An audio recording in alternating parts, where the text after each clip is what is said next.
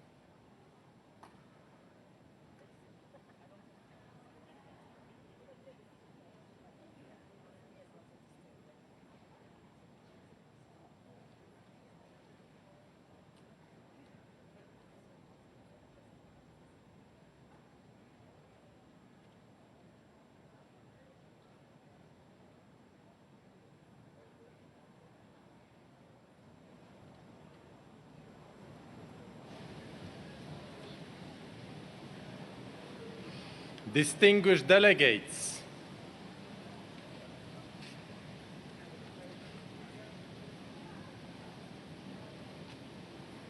please take your seat. We will be starting.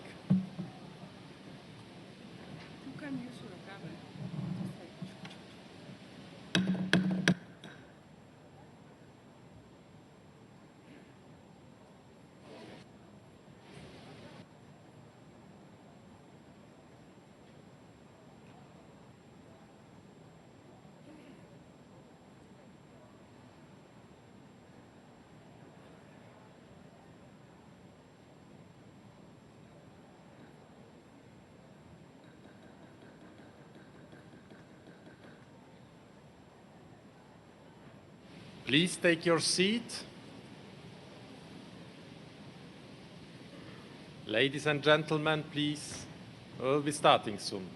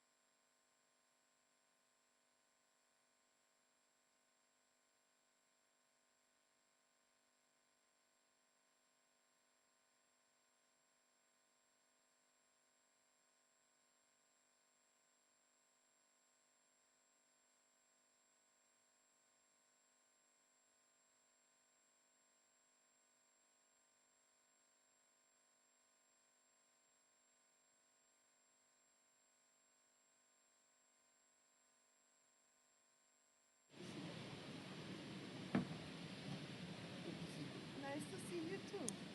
Thank you. Thank you. Thank you for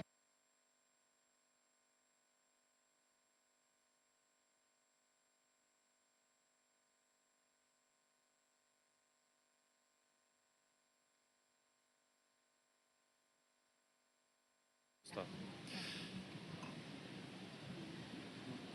Distinguished delegates, ladies and gentlemen,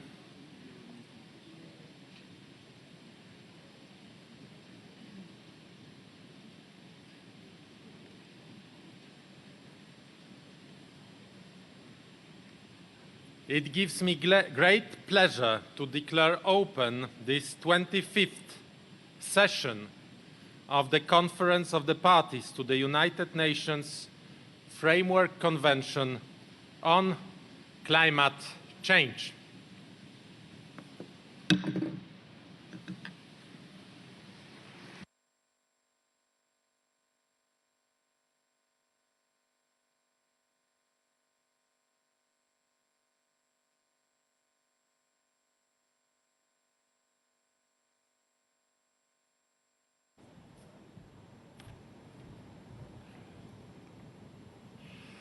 Excellencies, ladies and gentlemen, dear friends, before I hand over this gavel to Minister Carolina Schmidt, sitting just in the third row, and of course subject to your approval, I would like to start this Monday morning with a personal reflection with you.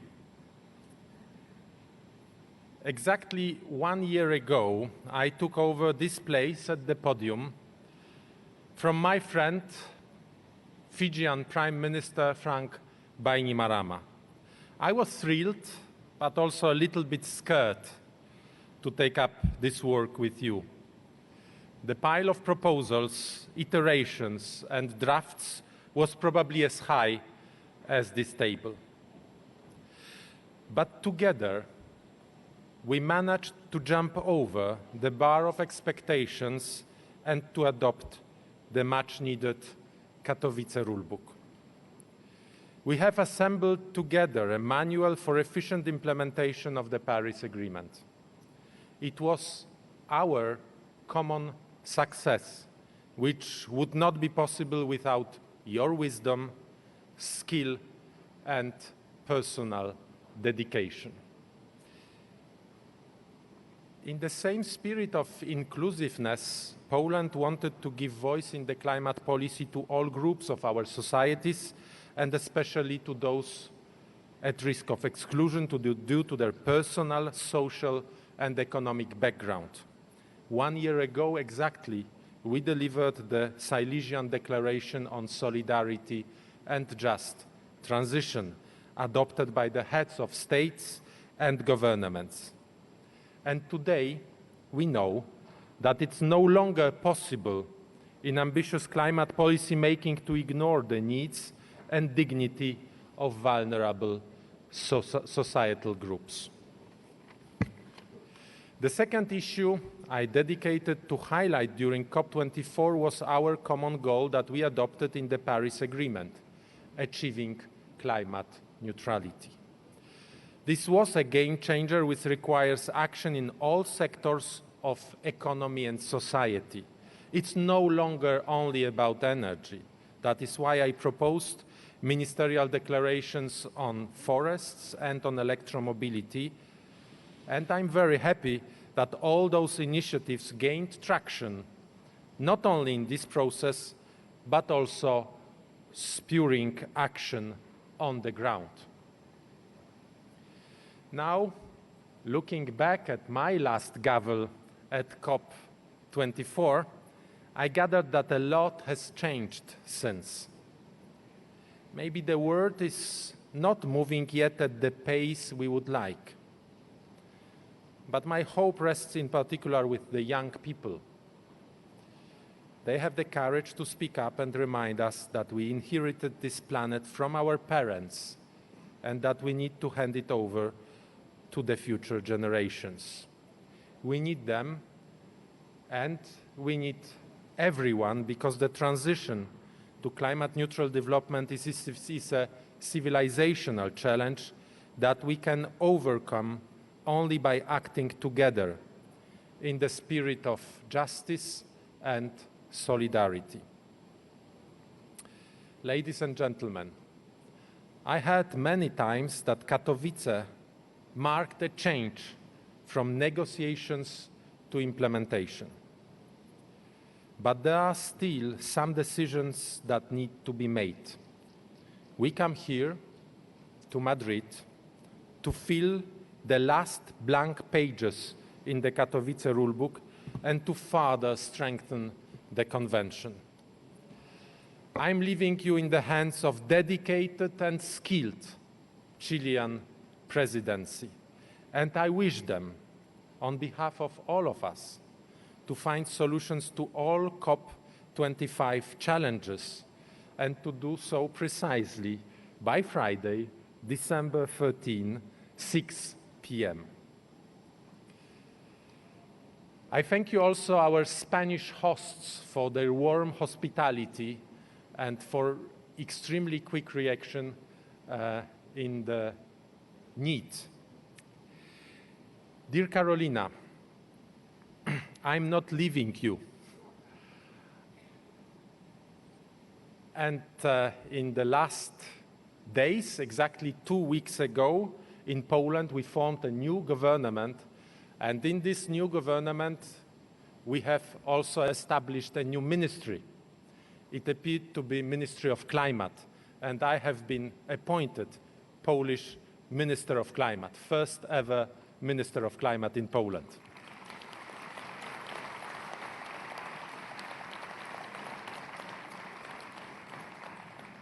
So as you are jumping in this COP25 presidency, I would like to declare to you my friendship, dedication. Count on me anytime that I may be needed, including for advice on jumping. Thank you very much.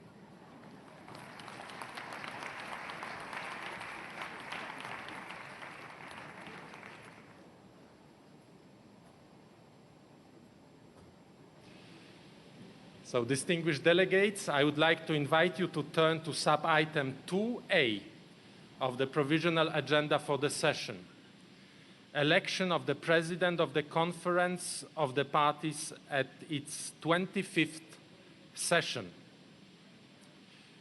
You may recall that in accordance with Rule 22, paragraph 1 of the draft rules of procedure being applied, the office of President of the Conference of the Parties is subject to rotation among the 5 regional groups. We now continue the cycle with a president from the Latin American and Caribbean states. It gives me great pleasure to propose that the conference elect by acclamation Ms. Carolina Schmidt Minister of the Environment of Chile, who will serve as president of the conference at its 25th session.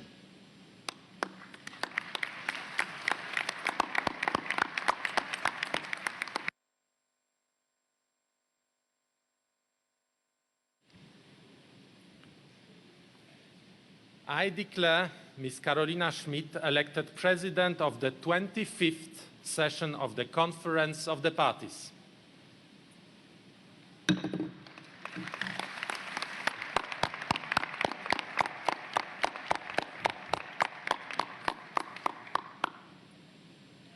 I congratulate Ms. Schmidt on this election, and I wish her every success in guiding the work of the conference.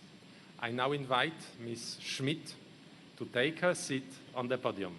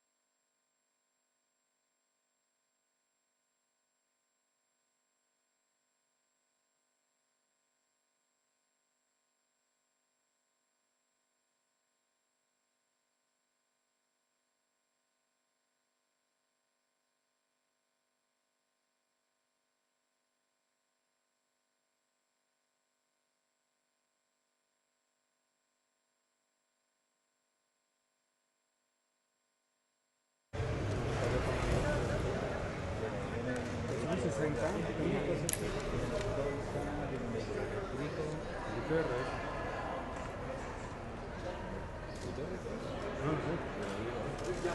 ¿Cómo es? Coño, conéctate.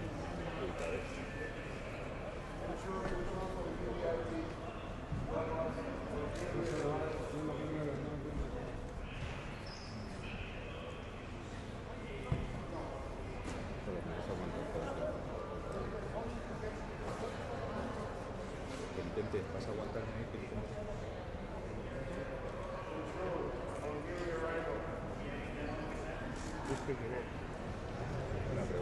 Espero que lleve una banderita puesta en el chaleco.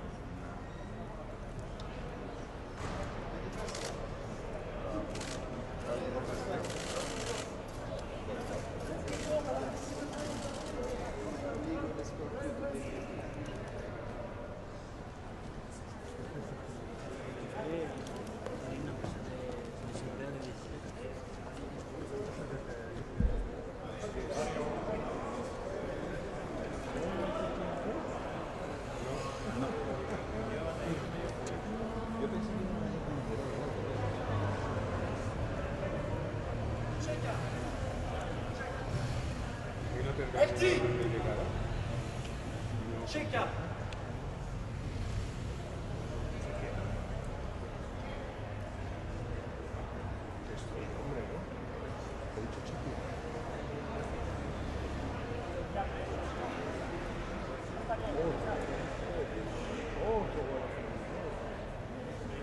Esto sí que contamina, ¿no?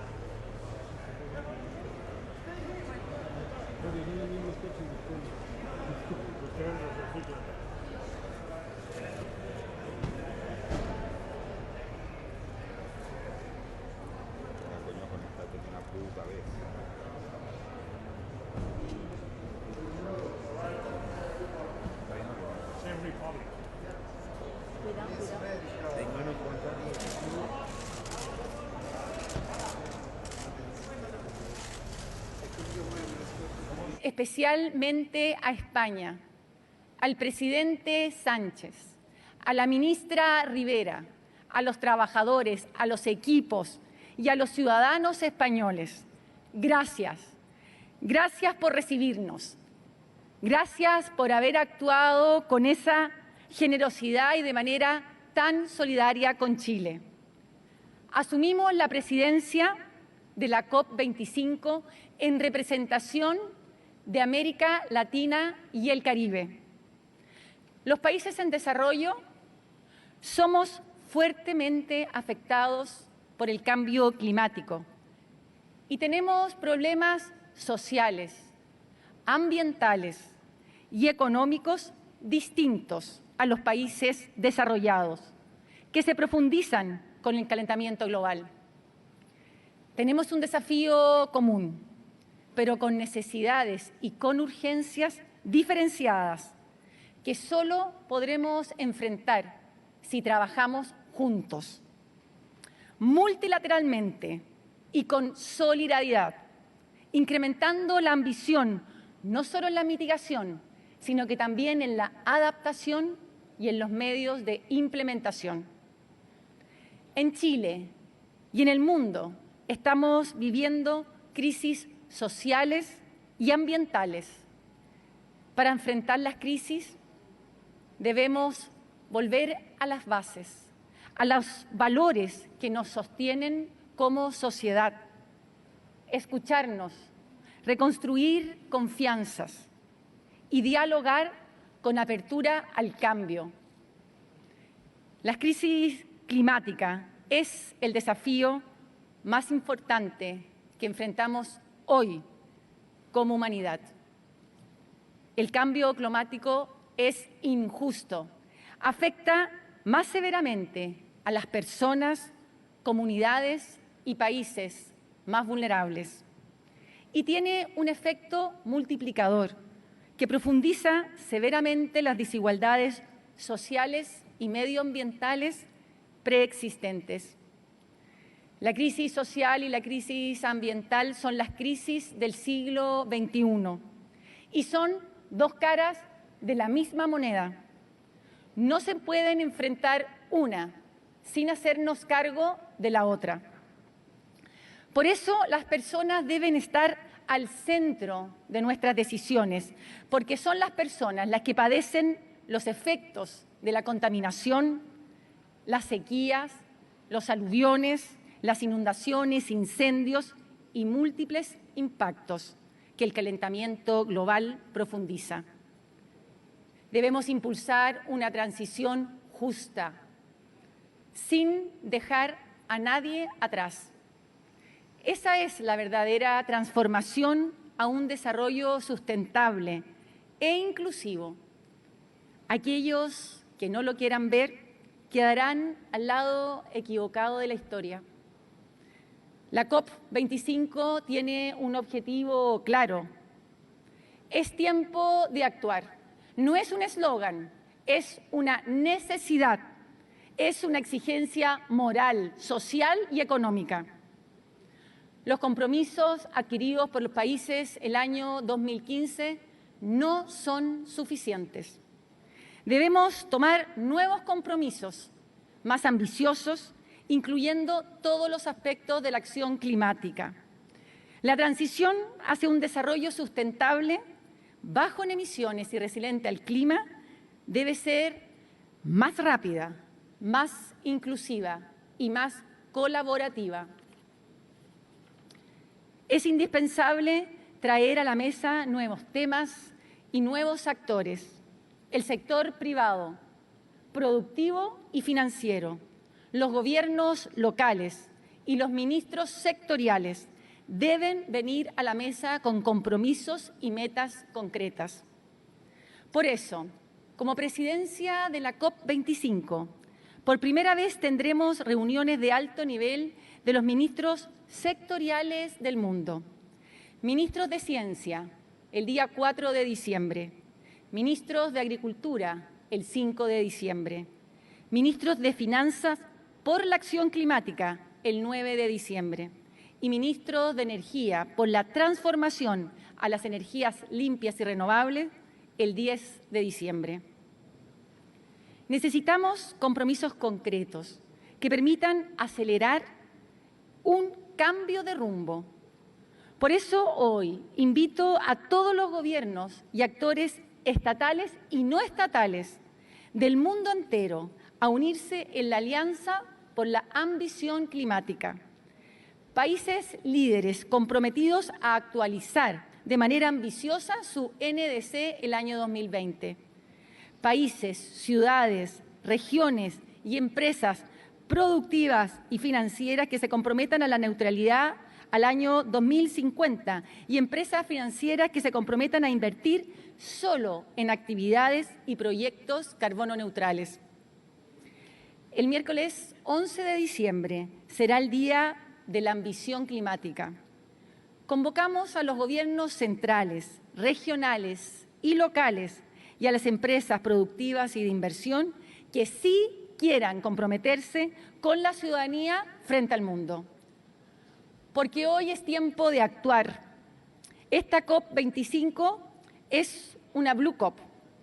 Los océanos se van a relevar como un compromiso de las decisiones de la COP. Mañana lanzaremos una plataforma de soluciones climáticas para el océano basadas en la ciencia. Asimismo, impulsaremos la incorporación de la protección y manejo sustentable de los océanos en las NDCs de los países y en los nuevos compromisos que adquieran. La ciencia es un aliado clave, no solo en el diagnóstico, sino también en las soluciones para impulsar de manera efectiva y avanzar más rápido y con mayor ambición. La ciencia debe ser parte de la solución. La transferencia tecnológica mediante construcción de capacidades y soluciones basadas en la naturaleza son claves para la toma de decisiones, para una acción climática más ambiciosa, más rápida y más efectiva. Quiero ser muy clara. La ambición implica cubrir todos los aspectos de la acción climática: mitigación, adaptación y medios de implementación, y son las NDCs el principal vehículo para hacerlo. Chile ya ha presentado su propuesta de actualización de NDC, propuesta que fue muy bien evaluada por el Climate Action Tracker, tanto por ambición como por transparencia, y especialmente porque ha sido categorizada como en línea con el camino para evitar el aumento de los 1,5 grados Celsius, tal como nos pide la ciencia. Chile, con todas las dificultades que enfrentamos, compromete ante esta COP una propuesta que tendrá 5 componentes. Mitigación. Chile ha comprometido la carbono neutralidad al año 2050 y en la NDC comprometemos nuestra meta intermedia al año 2030. Con el cierre de todas las centrales a carbón a más tardar el año 2040. Chile tiene actualmente una dependencia de un 40% de su generación eléctrica en base a carbón y hemos logrado un acuerdo de cierre voluntario entre el gobierno y el sector privado. Este acuerdo se desarrolla sobre la base de una transición justa. Chile ha comprometido el 100% del transporte público urbano al 2040 electromóvil, adelantando en 10 años el compromiso original, así como también duplicar nuestro compromiso actual de forestación y manejo sustentable de la NDC actual a 200.000 hectáreas al año 2030. En adaptación, incluiremos el agua como principal recurso fundamental para la adaptación. En Chile llevamos 10 años de una sequía profunda y este año ha sido el peor de todos. La NDC incorporará los planes estratégicos de manejo de cuenca y en el proyecto de ley marco de cambio climático, dando cuenta del enorme requerimiento ciudadano. Se incorporará la total priorización del consumo humano en los planes de adaptación y manejo de cuencas. En medios de implementación, donde consideramos una estrategia de financiamiento, una de desarrollo de capacidades y una de transferencia tecnológica. Las tres son un instrumento necesario para poder fomentar y cumplir con nuestros compromisos de mitigación y adaptación. Y un nuevo componente, un componente de integración, donde incluimos en nuestra NDC el océano, incorporando metas concretas de manejo sustentable y desarrollo de indicadores, y sumamos a la economía circular con compromisos concretos para el tratamiento de residuos orgánicos y los plásticos de un solo uso. Esta propuesta de actualización de NDC se encuentra en el proceso de participación ciudadana, proceso clave para mejorar la propuesta y evaluar e incluir, por ejemplo, un quinto pilar de justicia y equidad en la NDC, que incorpore género y vínculos claros entre adaptación y mitigación con una visión social, clave para el desarrollo humano. Por otra parte, quiero señalar que estamos terminando nuestro proyecto de ley marco de cambio climático y esperamos presentarlo a la brevedad en el Congreso. Recibimos muy buenas sugerencias y aportes en la participación ciudadana y gracias a ello hemos mejorado este proyecto. Por eso hemos podido mejorarlo sustancialmente. Este proyecto que establecerá la meta de carbono neutralidad al año 2050, como nos ha pedido la ciencia, así como un sistema de gobernanza y responsabilidades que nos permitirá cumplir con nuestros compromisos nacionales e internacionales para enfrentar con urgencia el cambio climático. Seguiremos trabajando en las políticas que relacionan clima y ambiente para reducir las inequidades sociales y ambientales que existen en mi país. Aceleraremos la descarbonización de nuestras actividades productivas y, tal como nos pide el Acuerdo de París, nos comprometemos por ley a trabajar una estrategia climática de largo plazo, dándole gran relevancia a la co-construcción mediante un diálogo multiactor basado en el trabajo de todos y todas. En Chile estamos iniciando un proceso de diálogo para escuchar a la ciudadanía, para escucharnos y generar una nueva constitución, una constitución del siglo XXI, que recoja la voz de todos los actores. Impulsaremos con fuerza el desarrollo inclusivo y sustentable como parte del compromiso con las futuras generaciones. En la COP25, los países del mundo tenemos desafíos específicos que debemos abordar en la negociación para sacarla adelante. Como presidencia, impulsaremos un proceso transparente, participativo e inclusivo. Este año la Convención Marco de la UNFCCC cumple 25 años, donde se ha desarrollado el diálogo y negociaciones que han sido fundamentales para avanzar en la lucha contra el cambio climático. Estos 25 años son un momento que nos deben impulsar también a reflexionar. La ciudadanía está hablándonos de una manera fuerte y clara. No solo demanda mayor justicia, también mayor igualdad, mayor consideración con los más vulnerables, sino que también nos demanda con fuerza un cambio de rumbo, compromisos concretos y metas claras con sentido de urgencia y transversalidad.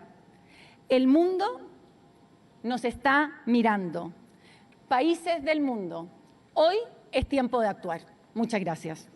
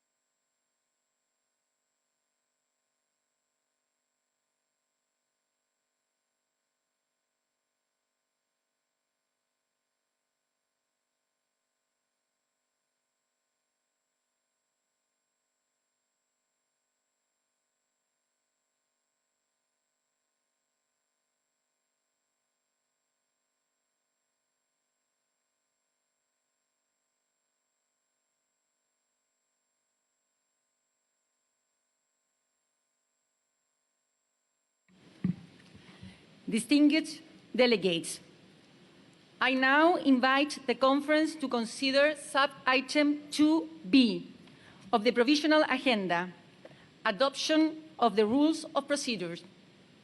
The draft rules are contained in document FCCC/CP 2015/1996/2. Parties may recall that the draft rules of procedure are being applied, with the exception of draft Rule 42 on voting, due to lack of consensus. This has been the case since the first session of the Conference of the Parties in 1995.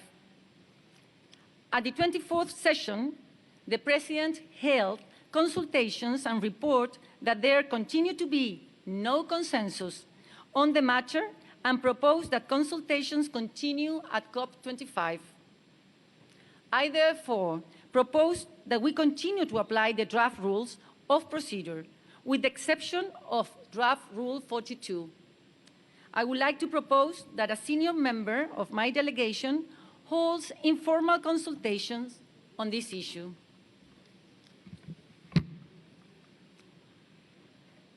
Hear no objection.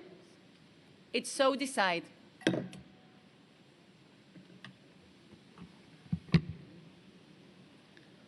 Let us now consider sub-item 2C of the provisional agenda, adoption of the agenda. I would like to refer you to the provisional agenda containing document FCCC/CP/2019/11, which is the result of intensive consultations held over the past days. I wish to thank all the parties for their constructive engagement. We are here in Madrid to address this urgent and challenging global issue. Across the globe, there have been urgent calls for action, and every day on the news we hear about the extreme weather events and other impacts of climate change. The world is watching, and we have the responsibility to launch our work fast. In presenting the provisional agenda contained in document FCCC/CP/2019/11, I want to recall the understanding reached among parties with regards to specific items. On the proposal by Egypt, on behalf of the African Group, to include an item entitled Clarification of the Status of the Provisional of Privilege and Immunities to the Green Climate Fund, this has not been included in document FCCC/CP/2019/11. However, I request the co-facilitators of item 8C on the report of the Green Climate Fund to the Conference on Guidance to the Green Climate Fund to provide a space for discussions on the issue of clarification of the status of the provisional of privilege and immunities to the Green Climate Fund. I hope a successful outcome from the consultations, and I'm ready to personally engage with the Secretary General on this matter. On the proposal by Turkey for an amendment to delete the name of Turkey from the list in Annex 1 to the Convention on sub-item 14C was included in document FCCC/CP/2019/11. However, Turkey just informed us that withdraws the proposal. I also propose that the following items be held in abeyance. Agenda sub-item 14A, proposal from the Russian Federation to amend Article 4, paragraph 2F, as contained in document FCCC/CP/2011/5.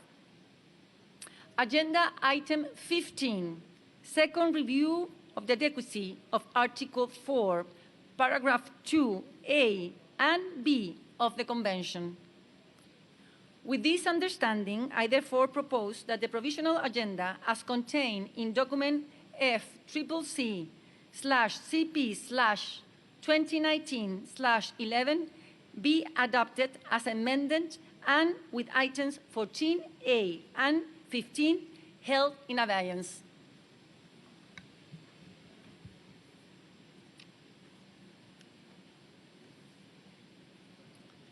Here, no objection.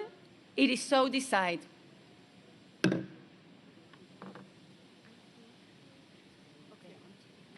Yep.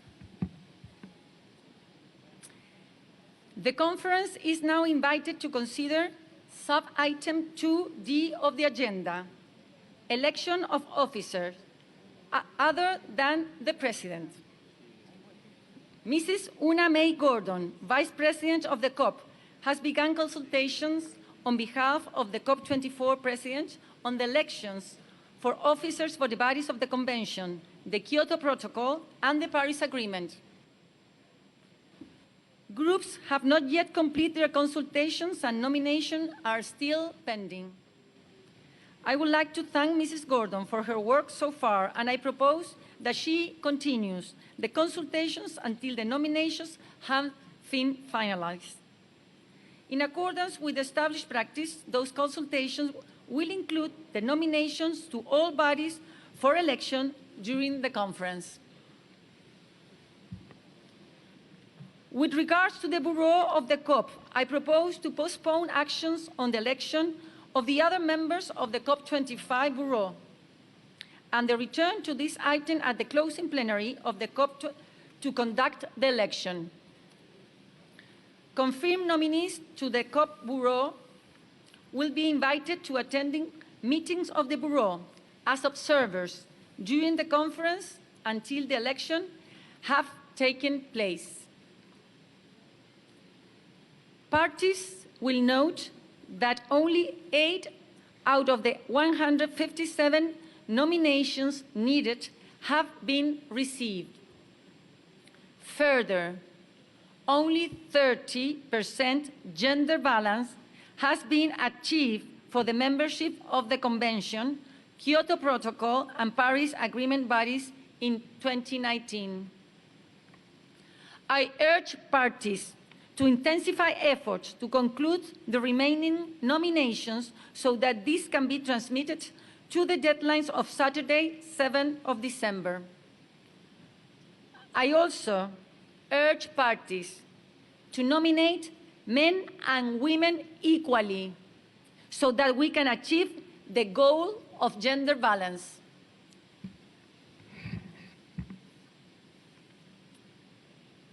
Here, no objections. It is so decided.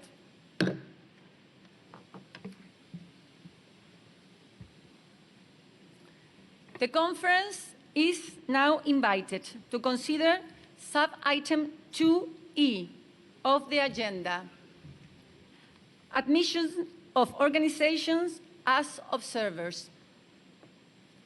The conference has before it document FCCC/CP/2019/6-Rev1, which include a list of IGOs and NGOs that have expressed a wish to participate in our work at COP25. The list was the basis on which organizations were informed of their pre-admittance status to COP25, on the understanding that the final authority to grant admissions lies with the COP. In accordance with the recommendations of the Bureau on this matter, I invite the conference to admit as observers the organizations listed in this document, FCCC/CP/2019/6-Rev1. Here, no objections. It is so decided. In considering the list of new applicants, the Bureau recommends that the SBI review the current approach to the admission of observers organizations. Further, to the recommendation by the Bureau, I therefore propose that the SBI, at its 52nd session in June 2020, review the current approach to the admission of observer organizations and provide a guidance to the Secretariat.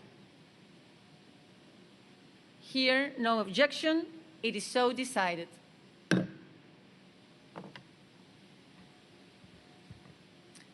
I now invite delegates to consider sub-item 2F of the agenda, organization of work, including the sessions on the subsidiary bodies. Today, the governing of subsidiary bodies will convene their opening plenaries and launch work under the all agenda items.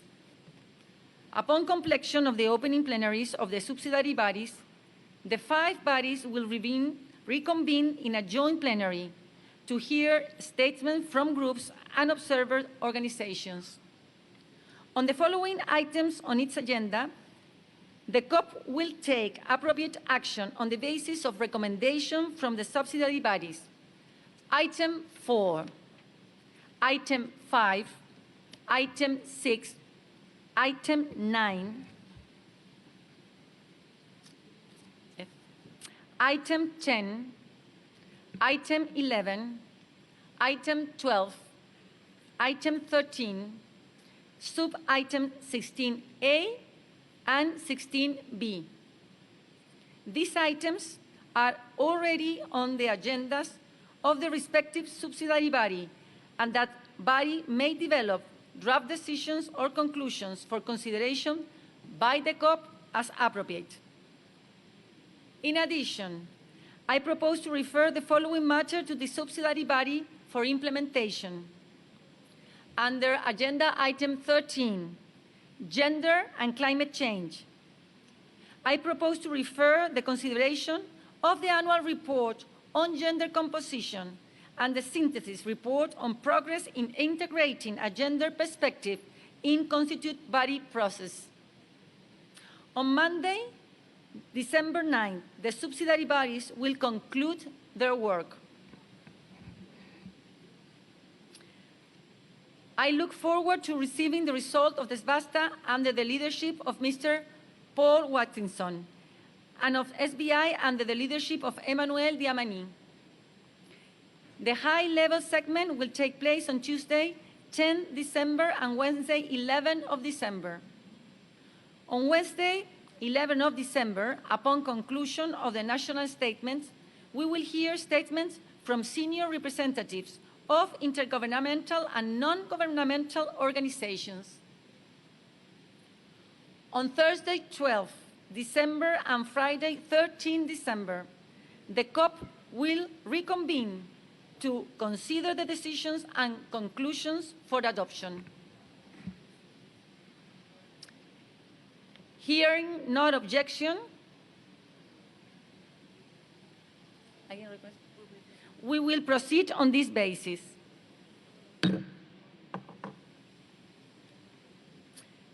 I now invite the COP to consider Agenda Item 2G, dates and venues of future sessions.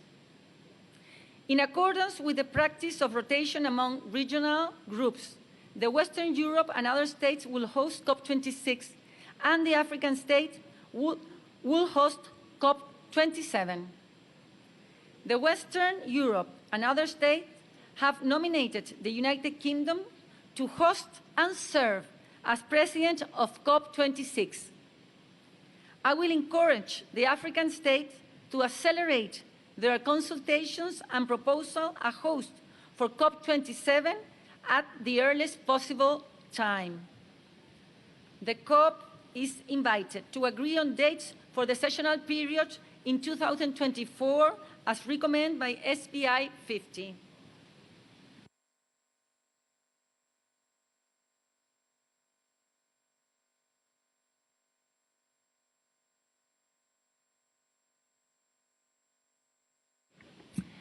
I see Ukraine. Ukraine, you have the floor.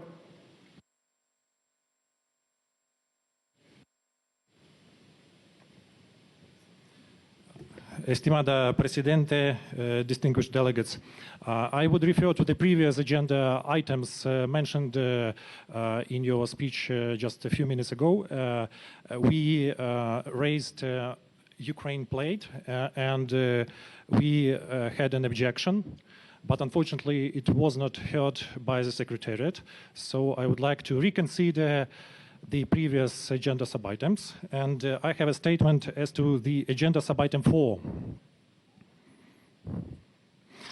The provisional agenda annotations for agenda item 4 read that the Secretariat prepared a compilation and synthesis report on the information reported by the parties included in Annex 1 of the Convention in their 7th national communications and 3rd biennial reports for consideration at COP25. However, there is no reference to any specific document available which might be considered under this agenda item by the parties. In that regard, let me recall you that at our previous session, the delegation of Ukraine raised the issue of compliance by the UNFCCC Secretariat with the relevant provisions of the UN General Assembly resolutions, territorial integrity of Ukraine 68/262 of the 27th of March 2014, and situation of human rights in the Autonomous Republic of Crimea and the city of Sevastopol, Ukraine 73/263 of the 22nd of December 2018, with regards to statistical data of the Russian Federation. We have been reassured by the Secretariat that the issue at hand will be resolved without delay. Given the need to ensure a consistent application by the Secretariat of the relevant provisions of the aforementioned UN General Assembly resolutions, the delegation of Ukraine stands for the deferment of the consideration under COP25 Agenda Sub-Item 4 of any document prepared by the Secretariat which is not in line with the aforementioned UN General Assembly resolutions. We stand for the postponement of the consideration of such documents inter alia the following reports: FCCC/SBI/2019/17, FCCC/SBI/2018/inf.8/corrigendum1, FCCC/SBI/2018/inf.8/addendum1/corrigendum1, FCCC/SBI/2018/inf.8, until the UNFCCC Secretariat brings them in line with the provisions of paragraph 6 of the United Nations General Assembly Resolution 68/262 and paragraph 11 of the UN General Assembly Resolution 73/263. We ask to include this statement in the report of the COP25. I thank you. Thank you, Ukraine. Your objection is noted. I resume the proceedings. The COP is also invited to agree on the dates for the sessional period in 2024 as recommended by SBI 50. I propose that a senior member of my delegation conduct consultations on my behalf with the African states regarding the status of an offer from the group with a view to proposing a draft decision on the host of COP26 and 27 and the sessional period in 2024 for adoption by the COP. Hearing no objection, it is so decided.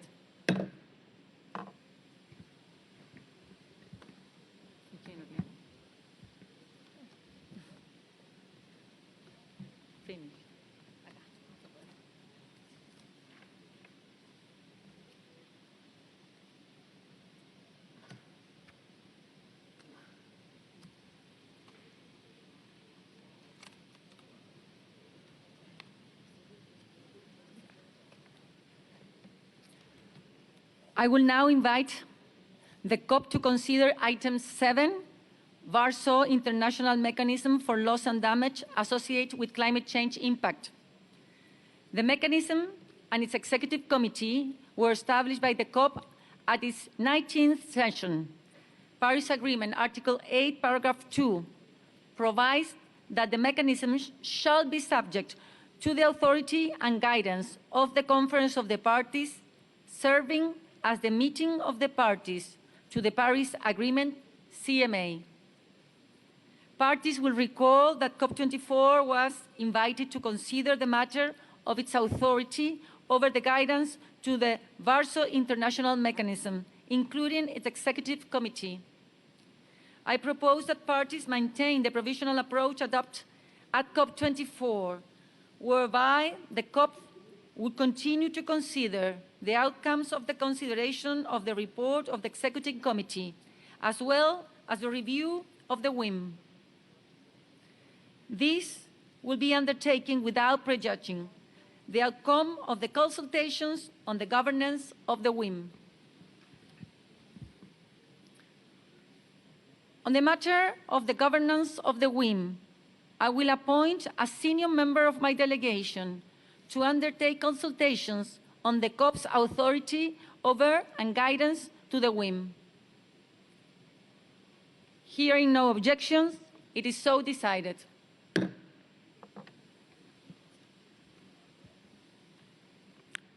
I will now invite the COP to consider Agenda Item 8, matters relating to finance, including sub-items A to D.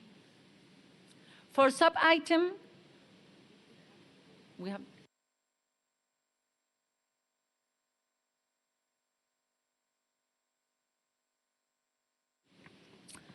I see US asking for the floor. US, you have the floor. Thank you, Madam President.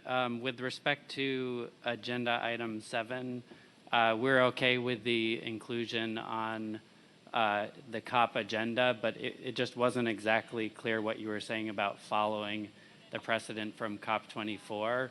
Our understanding is that inclusion at this point is without prejudice to the issue of governance. I think that's shared among parties, and that will be worked out among parties. In terms of what the outcome is and where the decisions are taken, that would be determined and decided by the end of the COP. Thank you.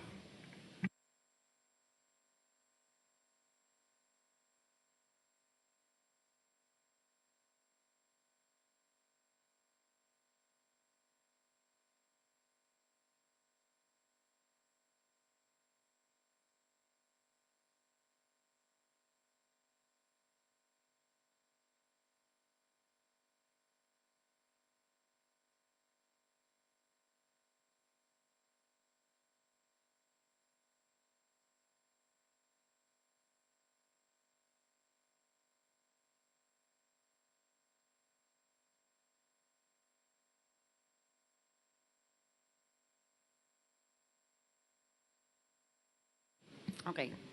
I repeat my statement. This will be undertaken without prejudging the outcome of the consultations on the governance of the WIM. Your intervention is noted.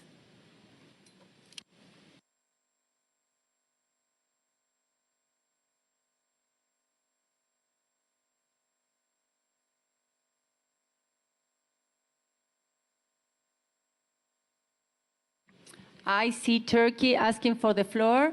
Turkey, the floor is yours.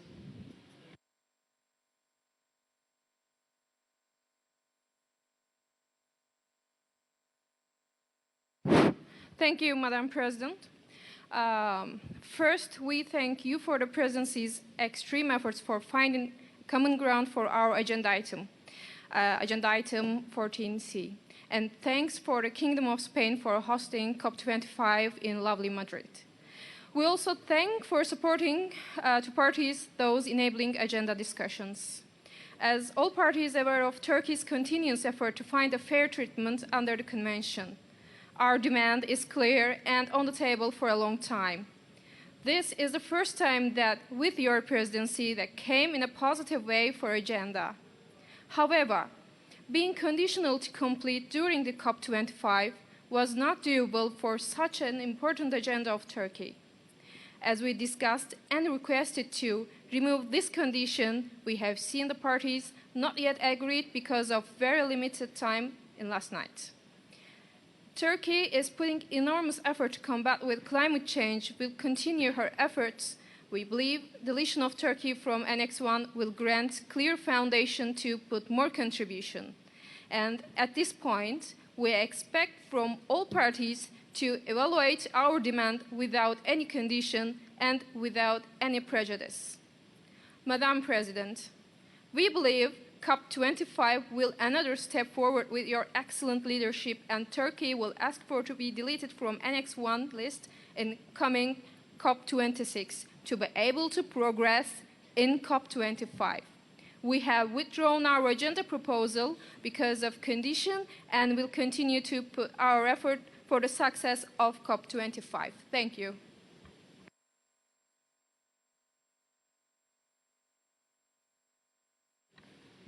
Thank you, Turkey. I thank you for your statement. I will continue.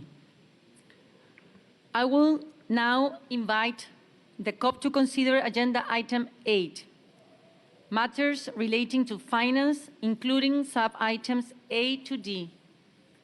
For sub-item 8A, long-term climate finance, the COP is invited to deliberate on this matter and is invited to consider the summary of the in-session workshop on long-term climate finance, which was organized in June 2019. The report is contained in document FCCC/CP/2019/4. The COP is also invited to consider the note by the President of COP24 on the third biennial high-level ministerial dialogue on climate finance, which was organized during COP24 in Katowice. The note is contained in document FCCC/2019/7. The COP is further invited to consider the compilation and synthesized report by the Secretariat on biennial submissions from developed country parties on their update strategies and approaches for scaling up climate finance from 2014 to 2020. The note is contained in document FCCC/CP/2019/INF1.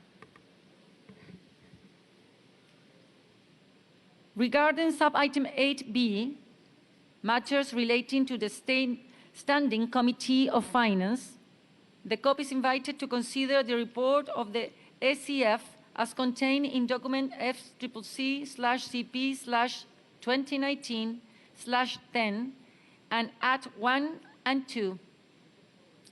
I would like to thank Mr. Ayman Shazli from Saudi Arabia and Mr. Ismo Ulvila from the European Union for their leadership as co-chair of the SCF and the member of the SCF for their hard work during the whole year. Regarding sub-item 8C, report of the Green Climate Fund to the Conference of the Parties and guidance to the Green Climate Fund, the COP is invited to provide guidance to the GCF on policies, program priorities, and eligibility criteria, taking into account the annual report. The floor. I see Egypt asking for the floor. Egypt, you have the floor. Thank you so much, Madam President. We'll take the floor after you give a clarification on this agenda item.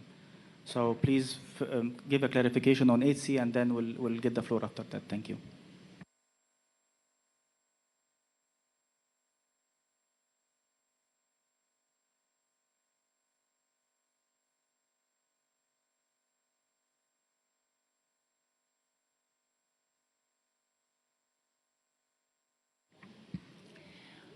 Regarding sub-item 8C, report of the Green Climate Fund to the Conference of the Parties and guidance to the Green Climate Fund, the COP is invited to provide guidance to the GCF on policies, program priorities, and eligibility criteria, taking into account the annual report of the GCF and its addendum contained in FCCC/CP/2019/3 and at 1.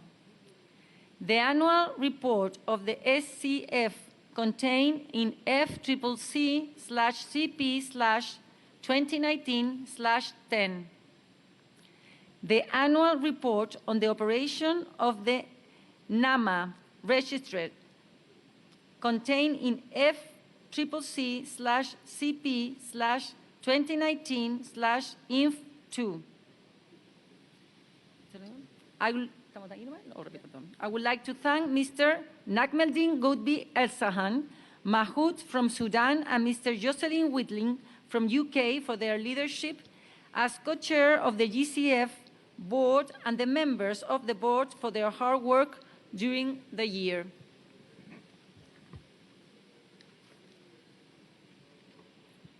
For sub-item 8D, report of the Global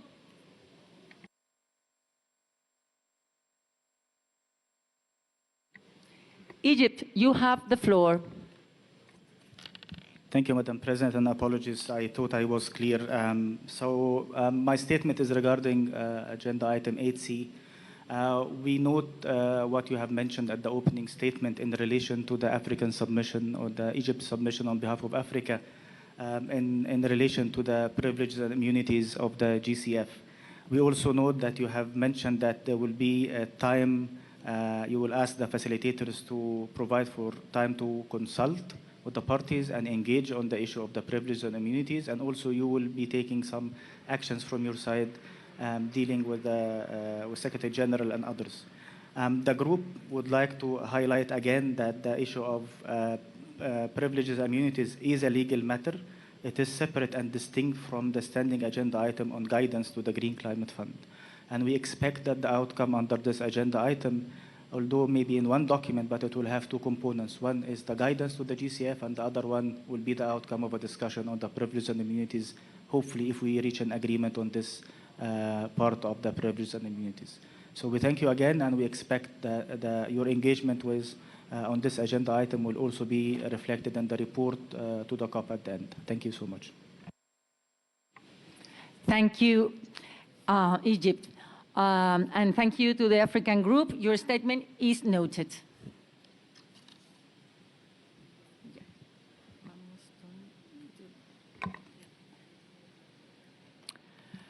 For sub-item 8D, report of the Global Environment Facility to the Conference of the Parties and guidance to the Global Environmental Facility, the COP will be invited to provide guidance for the GEF on policies, program priorities, and eligibility criteria, taking into consideration the annual report of the GEF and its addendum contained in FCCC/CP/2019/5 and At 1. The annual report of the SCF contained in FCCC/CP/2019/10, and the annual report on the operation of the NAMA registry contained in FCCC/CP/2019/INF2. I would like to thank the CEO and chairperson of the GEF, Dr. Naoko Ishii, and the GEF Secretariat for the work undertaken by the GEF during this year. I would like now to outline the approach for considering this agenda item. For sub-items 8A and 8B, I propose that Mr. Richard Mayungi from Tanzania and Mr. Robert Moore from the UK co-chair contact groups established for each sub-item. For sub-item 8C and 8D, I propose Ambassador Amena Jauvoli and from Fiji, and Mr. Toru Sujo from Japan, co-chair contact groups established for each sub-item. I will ask the co-chair to report back to me by Monday, 9 of December. Hear no objection.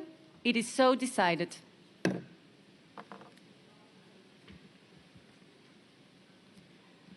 I now invite the COP to consider agenda item 14, consideration of proposals by parties under Article 15 of the Convention, sub-item B, proposal from Papua New Guinea and Mexico to amend Articles 7 and 18 of the Convention. The relevant document is listed in FCCC/CP/2011/4 Rev 1. Delegates will recall that this item was held in abeyance at COP24, and it has been included on the agenda for COP25 in accordance with Rule 16 of Draft of Rule of Procedures. I propose to undertake an informal consultation for sub-item 14B to be facilitated by the senior member of my delegation. Hear no objection. It is so decided.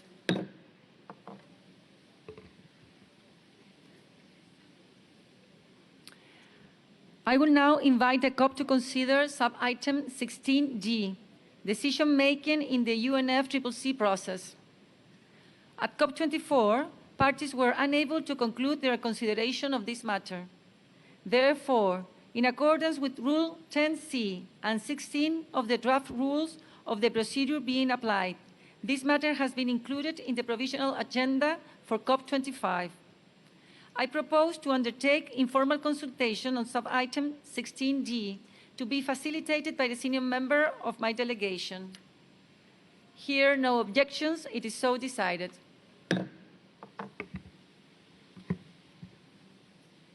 Dear delegates, before we conclude this meeting, I would like to bring to your attention a very important issue regarding audio and video recordings.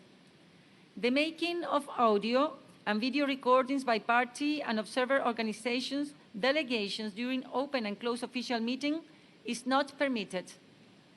The Secretariat provides full audio and video recordings for all official open plenary meetings in audio format and webcasts on the Internet. All webcast recordings are available from the Secretariat website. Please let us observe these rules and respectful to each other. I would like now to suspend this meeting and open the meeting of the CMP. The first meeting of the COP will be resumed for the ceremonial opening, which will be held at 10:30 in plenary Loa. The meeting of the COP is now suspended.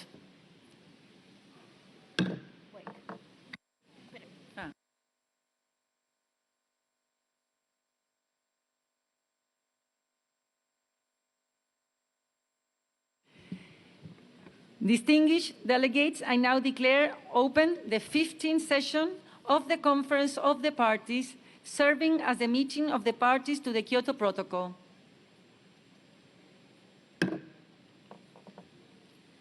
We will now proceed with our work under Item 2, Organizational Matters. I invite the Conference to consider Sub-Item 2A of the Provisional Agenda, Adoption of the Agenda.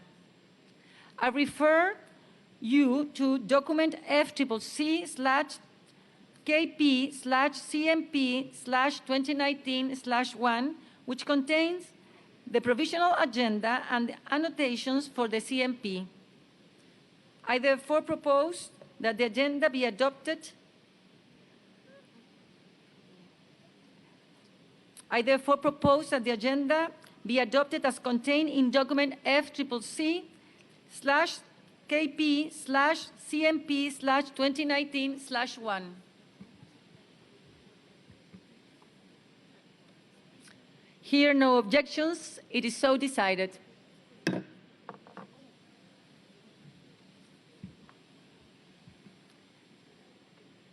I invite the Conference to consider Sub-Item 2B of the agenda, election of additional officers. Under the Kyoto Protocol, if any member of the Bureau represents a state that is not a party of the Kyoto Protocol, elections will be held for an additional member representing a party to the protocol. Vice President Mrs. Una May Gordon will continue conducting consultation on this matter. I propose to return to this item at the closing plenary of the CMP to conduct the election of additional Bureau members if necessary. Please be reminded that the deadline for nominations is 8 p.m. on Saturday, 7th of December 2019. Hearing no objections, it is so decided.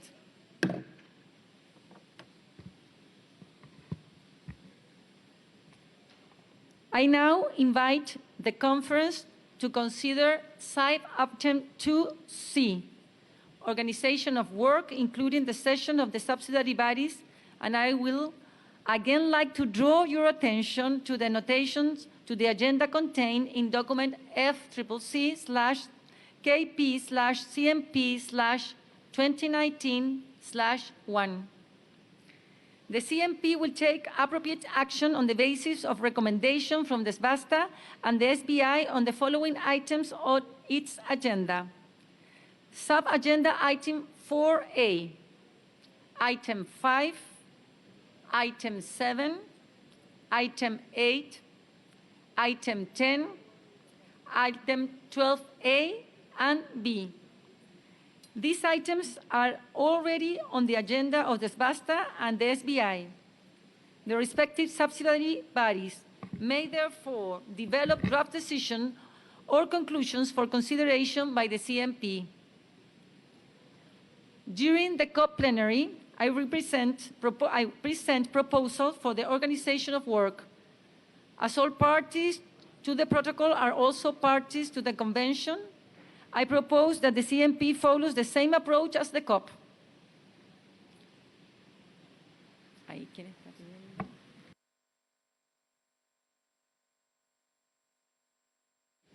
I see Ukraine asking for the floor.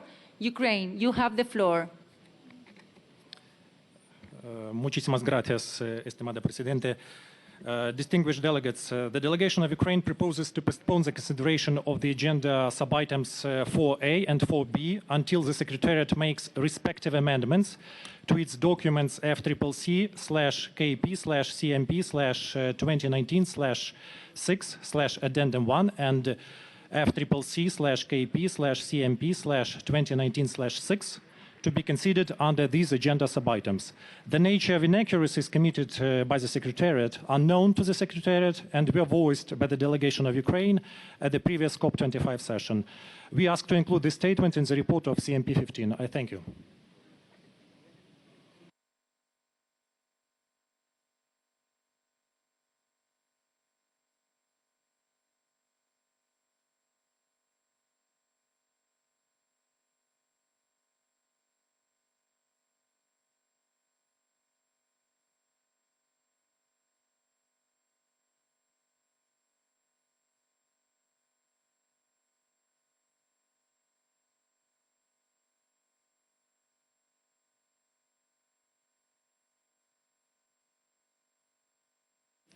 Thank you, Ukraine. The Secretariat will consult and come back.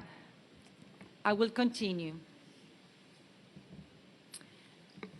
During the COP plenary, I present proposal for the organization of work. As all parties to the protocol are also parties of the convention, I propose that the CMP follows the same approach as the COP. During the second week of the conference, we will convene the CMP to consider the decisions and conclusions for adoption. Here, no objection, we will proceed on this basis.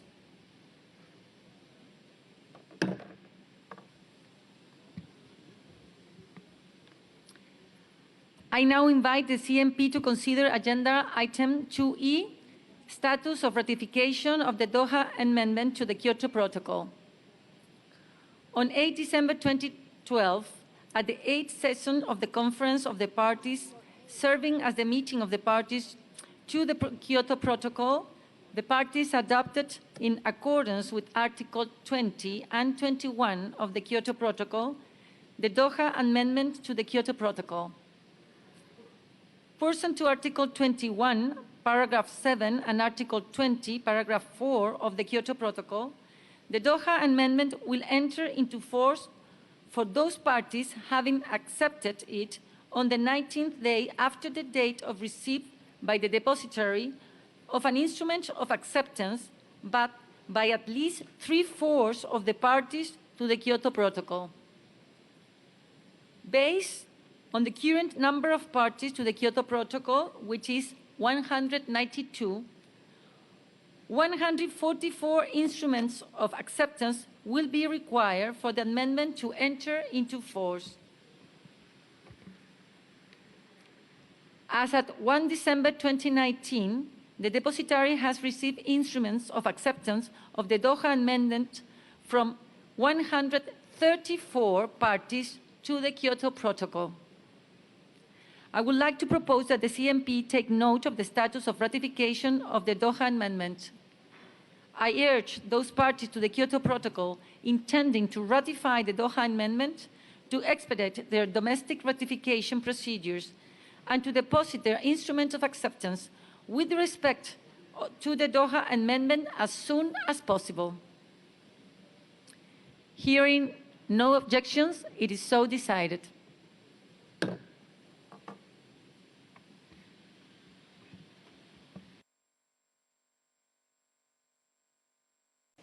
Mr. President, you were 12, but I was at the Rio conference, and you would never have suspected then, with all the ambition that we had then, that we would be where we are today, fighting this fight. We have not lived up to the challenge.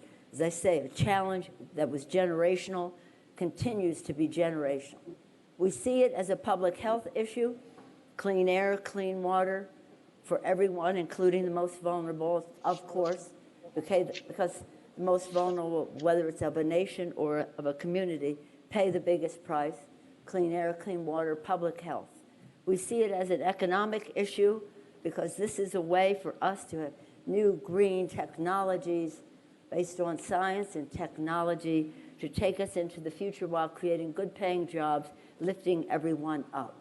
We see it as a national security issue, an issue where, as Madam Prime Minister mentioned, migration, but so many things spring from the competition for resources when we're talking about the encroachment of deserts, the rising sea level, the thermal management of the planet that is going astray. All of that the distinguished Secretary General mentioned that he has seen when he travels the world. This produces, and we have seen, Mr. President, when we were recently in the northern triangle of Central America, migration resulting from the fact that farmers can't farm because of drought, one thing or another. Everything in nature is connected, and it becomes a national security issue when the competition for resources, land, and the rest. So mitigation and resilience and all the rest of that have to be so much a part of all of this, and nowhere does it fall harder than the vulnerable nations. And then we see it as a moral issue. When we were in Rio, they had a big religious service, every aspect of religion or no religion, but just belief in the future. And that was about our moral responsibility. If you believe, as some of us do, that this is God's creation, and we have a moral responsibility to be good stewards of it. But even if you don't share that in your faith-based or lack thereof, but we all do believe we have a moral responsibility to future generations to pass on this planet in a better way, in the best possible way. So that is the agenda that we bring, that and other technology and science and the rest of that being the basis for how we can meet the challenge. But it is something very, very, how can I say this, urgent to the people of the United States. They understand it. Our young people are leading the way, as they are in the rest of the country. I just want to close by saying that next year, the G7 will meet in San Francisco, in the United States. We'll probably be in Washington. I'd like it to be in San Francisco. That's my home district. But the reason I mentioned that is because in the meeting we had this year was in France. It was in Brest. We focused on the oceans and the challenge to the oceans.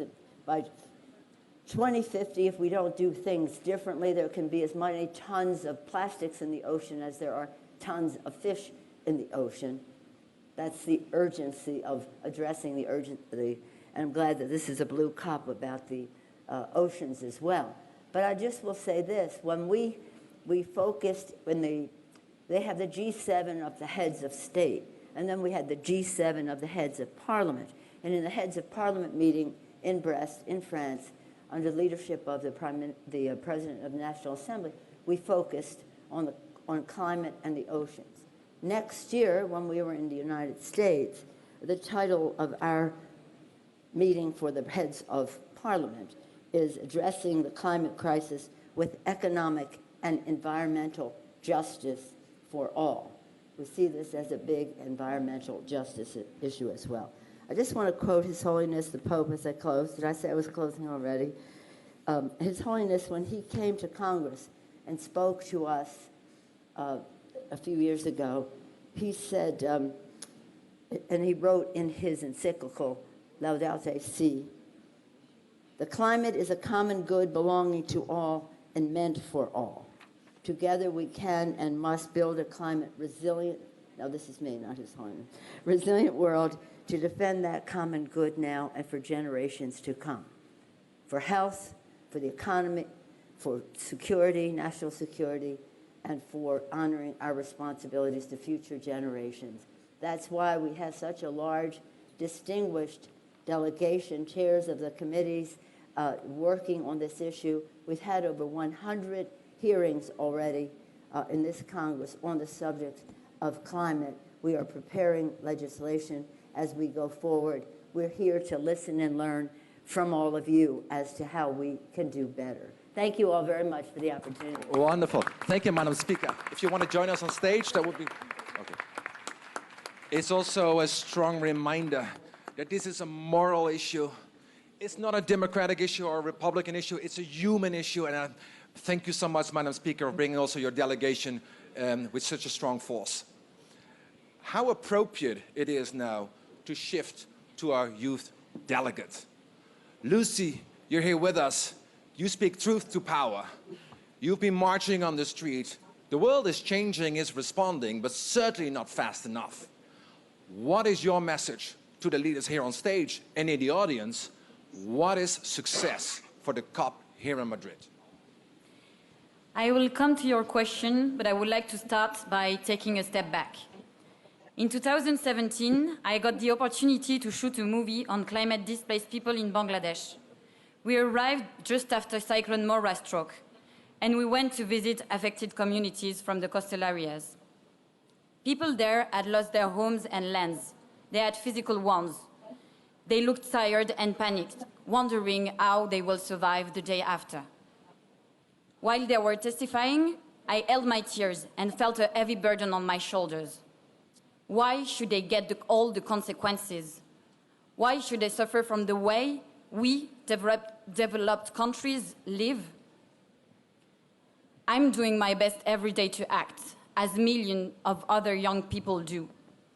But I know that it is far from being enough.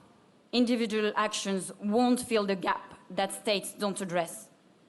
COP25 is my first COP, and I hope I'm not being too naive by expecting a lot from all the states. Is it necessary to repeat once again that we, the young generation, call for action and more ambition? Unfortunately, it is not in a 2-minute speech where I can tell you every action we expect from Madrid. What I can tell you is that it's been a long time that I'm ready. We, the young generation, are ready to step into the future. But not any future. A future where we could all live together, humans and living species. A future where the most vulnerable won't always have to suffer. A future where economic growth won't value more than human life.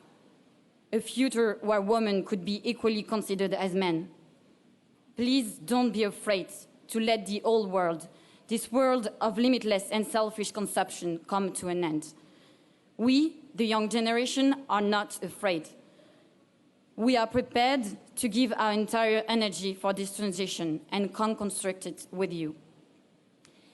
Let's make COP25 a crucial step towards delivering more ambition and international solidarity. Thank you. Thank you so much, Lucy. A warm welcome, yes. So, Lucy, you're not naive. You're on the right side of history. The future is yours, but we have to build it now. We have to build it now. Let's see whether we can connect to President Hilda Heine. President Hilda Heine, can you hear us? Maybe you wave? Oh, indeed. So President Hilda Heine obviously is the president of the Marshall Islands. She's also the chair of the Climate Vulnerable Forum.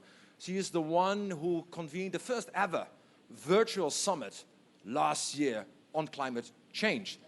The Marshall Islands is also the first and only country who have submitted a more ambitious national development contribution. If the Marshall Islands can do it, we all should be able to do it. So, Madam President, what's your message to this audience? In fact, what's your message to the COP? Yes, good morning, Patrick and Yahweh, and greetings, everyone. Thank you for this opportunity. I didn't think that I could get connected because 5 minutes ago we had a power outage, but the power just came back about 10 minutes ago, so here we are. Anyway, thank you, Secretary General. I know I missed him, and Patricia, for your engagement. Also, Speaker Pelosi and your delegation, thank you for your engagement with CVF today. Your contribution and commitment to fighting climate change is truly remarkable. I would also like to thank my fellow CVF leaders, President Alvarado, thank you. And to Prime Minister Asina, my congratulations for assuming the chair of this forum in 2020. I would also like to thank my fellow CVF leaders and look forward to working with you in the coming year. You asked about why next year was a deadline for survival. As you highlighted, Patrick, emissions keep climbing up. We need them to go the other direction. Obviously, state commitments have not been enough. All countries need to do more. Under the Paris Agreement that all but one party is committed to, every 5 years is a collective opportunity for us all to come with greater ambition. If we do not seize 2020 for that, then the next similar moment is 2025. We all know that waiting another half decade to do more means we lose 1.5. So my message to other leaders is this: the most vulnerable atoll nations like my country already face death row. Water covers much of our land at one or other point of the year as we fight rising tides. As we speak, hundreds of people have evacuated their homes after large waves caused the ocean to inundate parts of our capital in Majuro last week. It's a fight to the death for anyone not prepared to flee. As a nation, we refuse to flee, but we also refuse to die. So not to come forward with a new, improved NDC with a stronger national effort by next year, this is the same as a government deciding to pass sentence on our future, to force our country to die. That's an injustice, if only because we know these governments can act. We know it is not impossible, as President Alvarado has shown. It's quite the opposite. It's why climate change is a major human rights issue.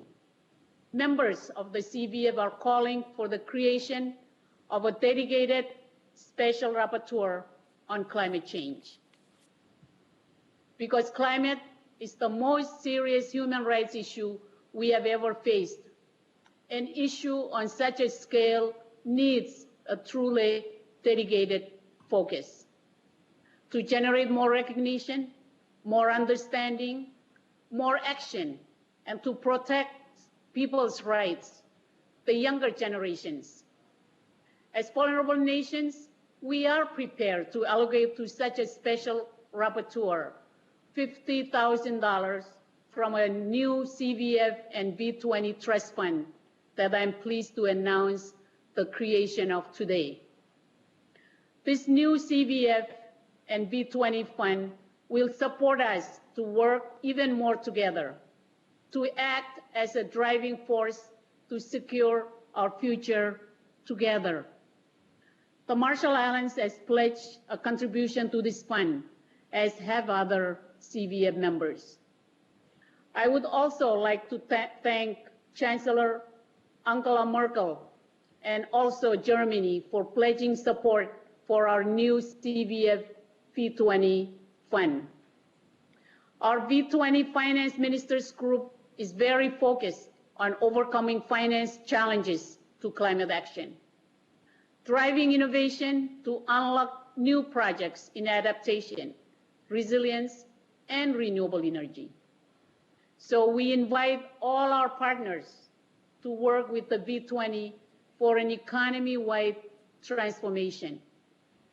The CBF has been in the lead with new ambition for 2020, striving for maximal resilience and 100% renewable energy. But we face limits to what we can achieve within our means.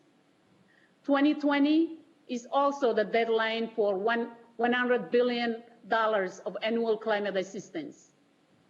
Let's not forget, this is a collective commitment of all the developed nations.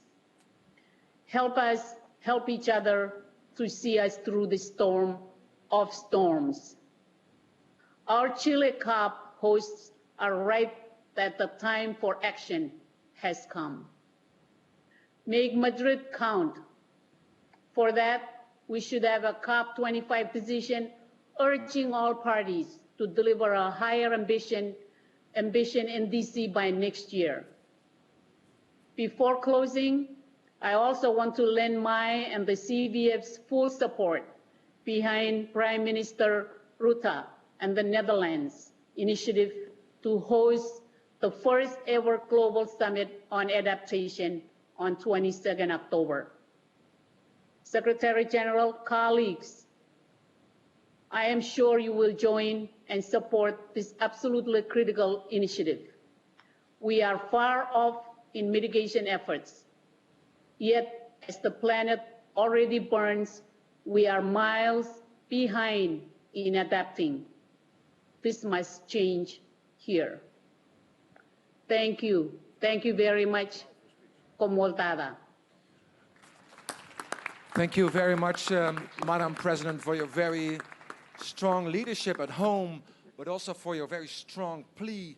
There is a profound moral injustice in the global system. Well, the rich still have the opportunity to flee the impacts of climate change. The poor are left to suffer. There is a climate apartheid happening as we speak. So what better to move now to another video message very quickly to the UN High Commissioner for Human Rights and the former president of Chile, Michelle Bachelet. Michelle Bachelet is now in Costa Rica. She wants to share her message on the human rights dimension. The president just called for a special rapporteur on climate. I think we all should support that. Let's listen to President Bachelet.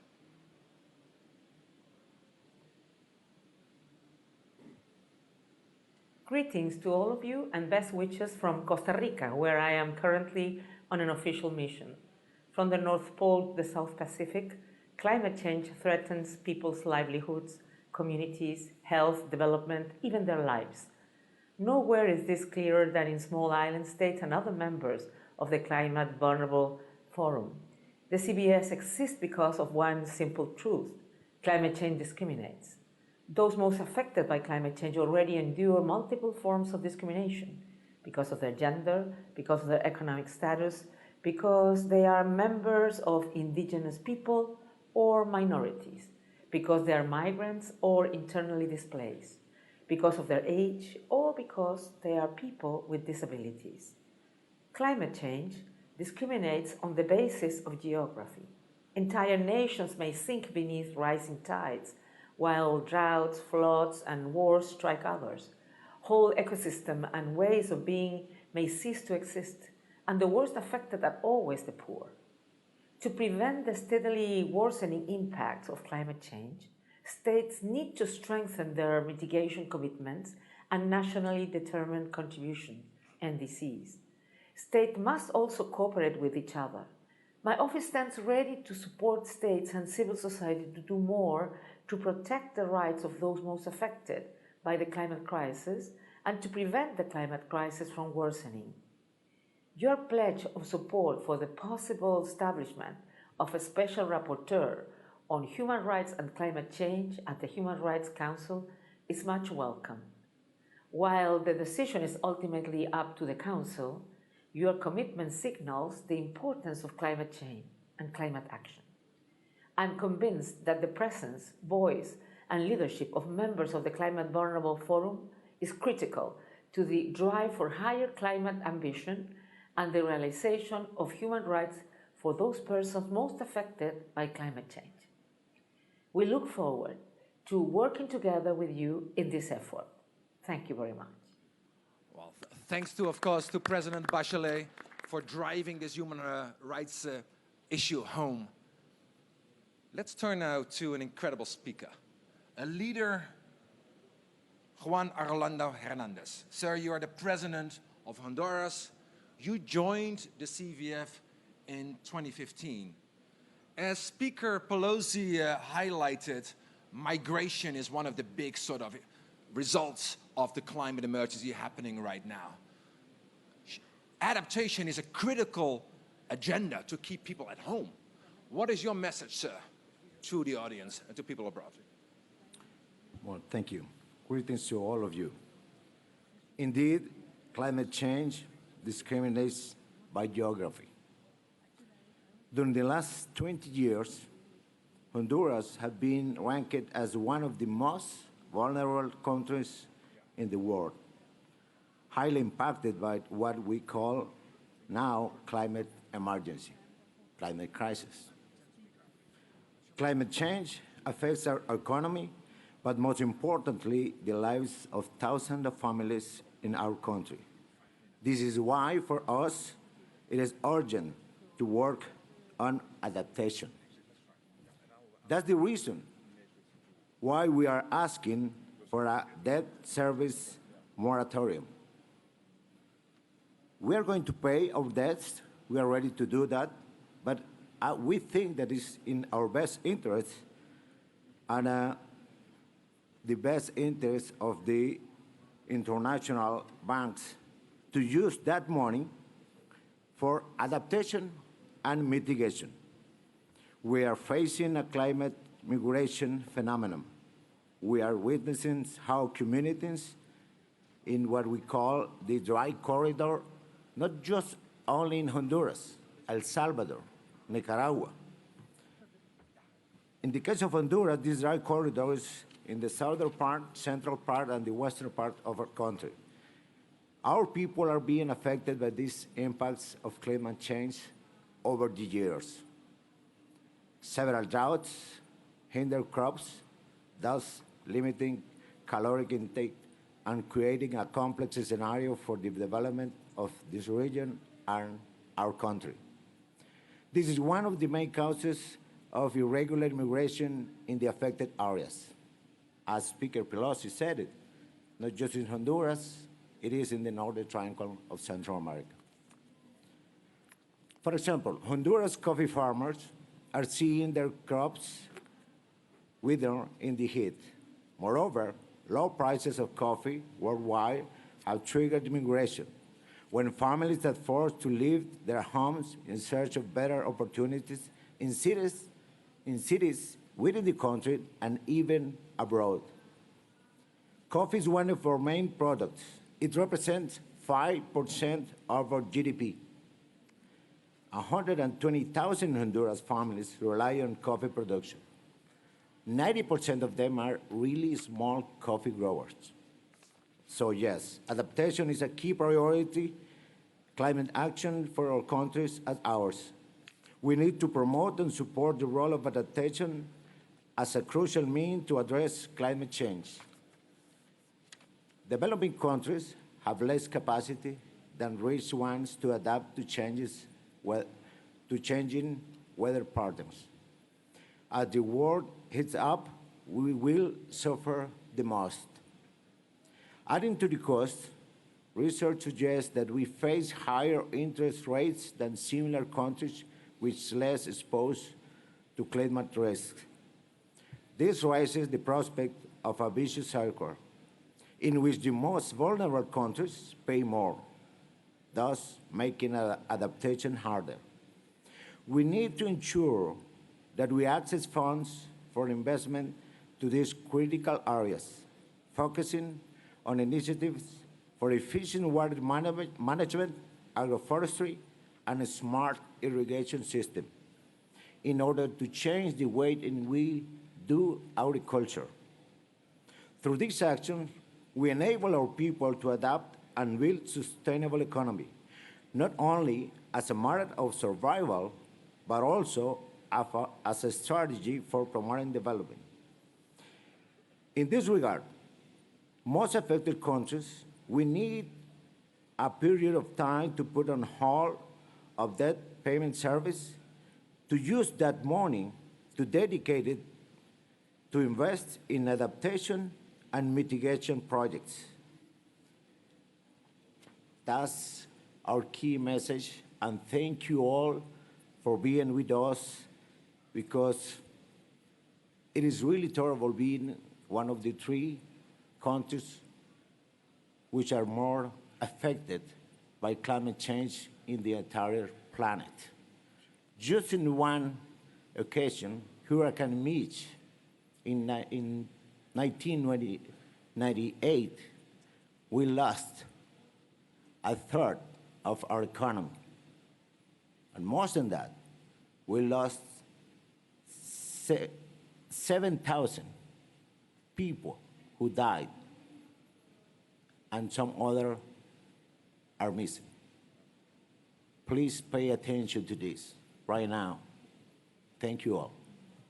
Thank you so much, Mr. President, also for your strong focus on adaptation. And actually, your plea is whether we delay and pay or plan and prosper. Let me turn the floor now to our last speaker, an incredible leader, Mr. Prime Minister. Why don't you join us here? Give your remarks from here. President Heine already referred to you. You're hosting a climate adaptation summit in October, the first ever. You initiated the Global Commission on Adaptation. You made a strong case. It's not only a moral issue, it's an economic issue.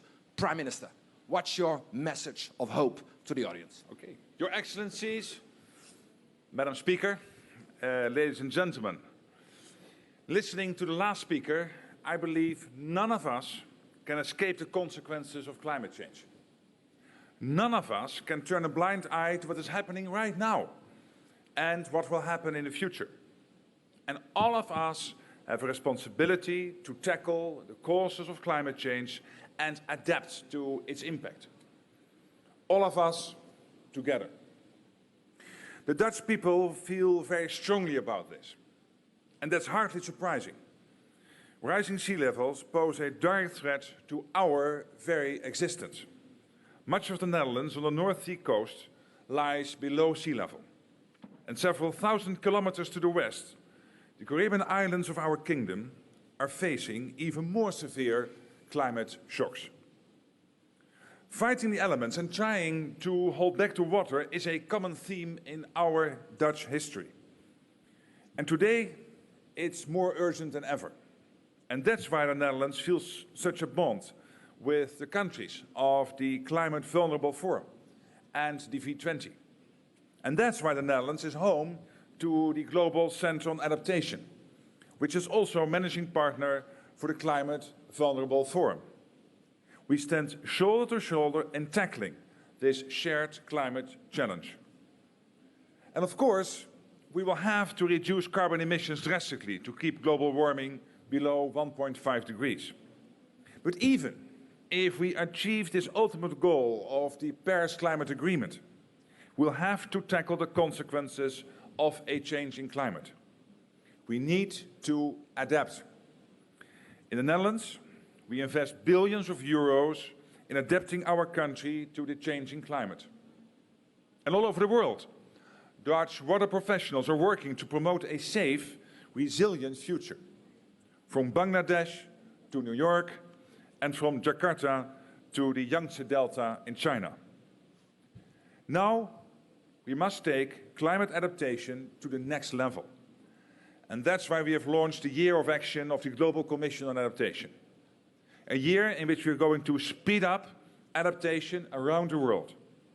And therefore, I'm so happy that the first ever Global Climate Adaptation Summit will bring together heads of government from around the world to step up climate adaptation efforts. It will be held in Amsterdam on the 22nd of October 2020. And we will be honored and delighted to have you there with us, because we need to team up to fight climate change and to adapt to its impact. We need to do it, all of us, together. Thank you. Thank you so much, Mr. Prime Minister, also for your leadership on adaptation. and reminding us that we need both. We need to reduce our carbon footprint and adapt at the same time. This is also the end of our session here today. President Heine, I mean, you shared certainly a message of urgency, but at the same time also a message of hope. Increasing ambition is not only the right thing to do, it is also the smartest thing to do. So let's bring that spirit to Madrid. Let's get to work. Let's make it happen. Thank you very much indeed. Thank you. Pleasure. Very much. Thank you. Thank you, Mr. President. Good. Pleasure. We hope to see you on October 22nd in Amsterdam for that summit.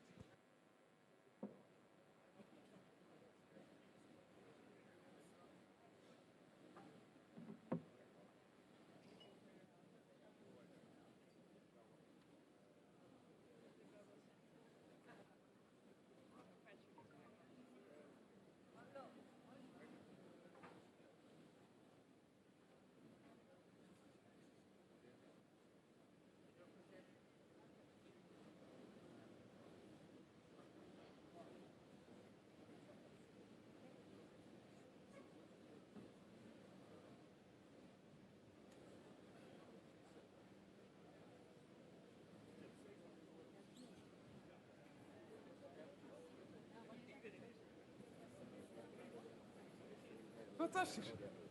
Wordt groter dan dit.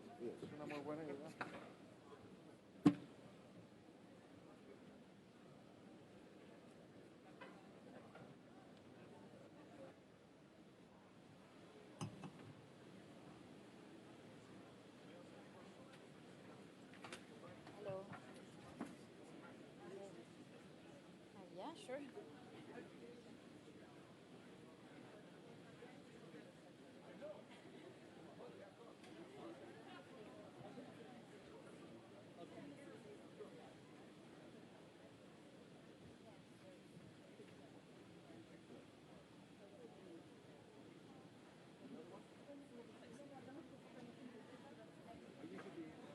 You should be in the middle, of course.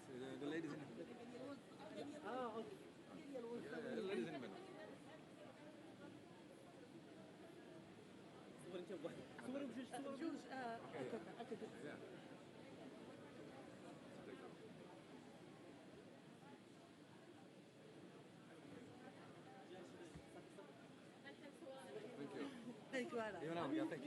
Assure you of Nigeria's full support as you midwife our deliberations.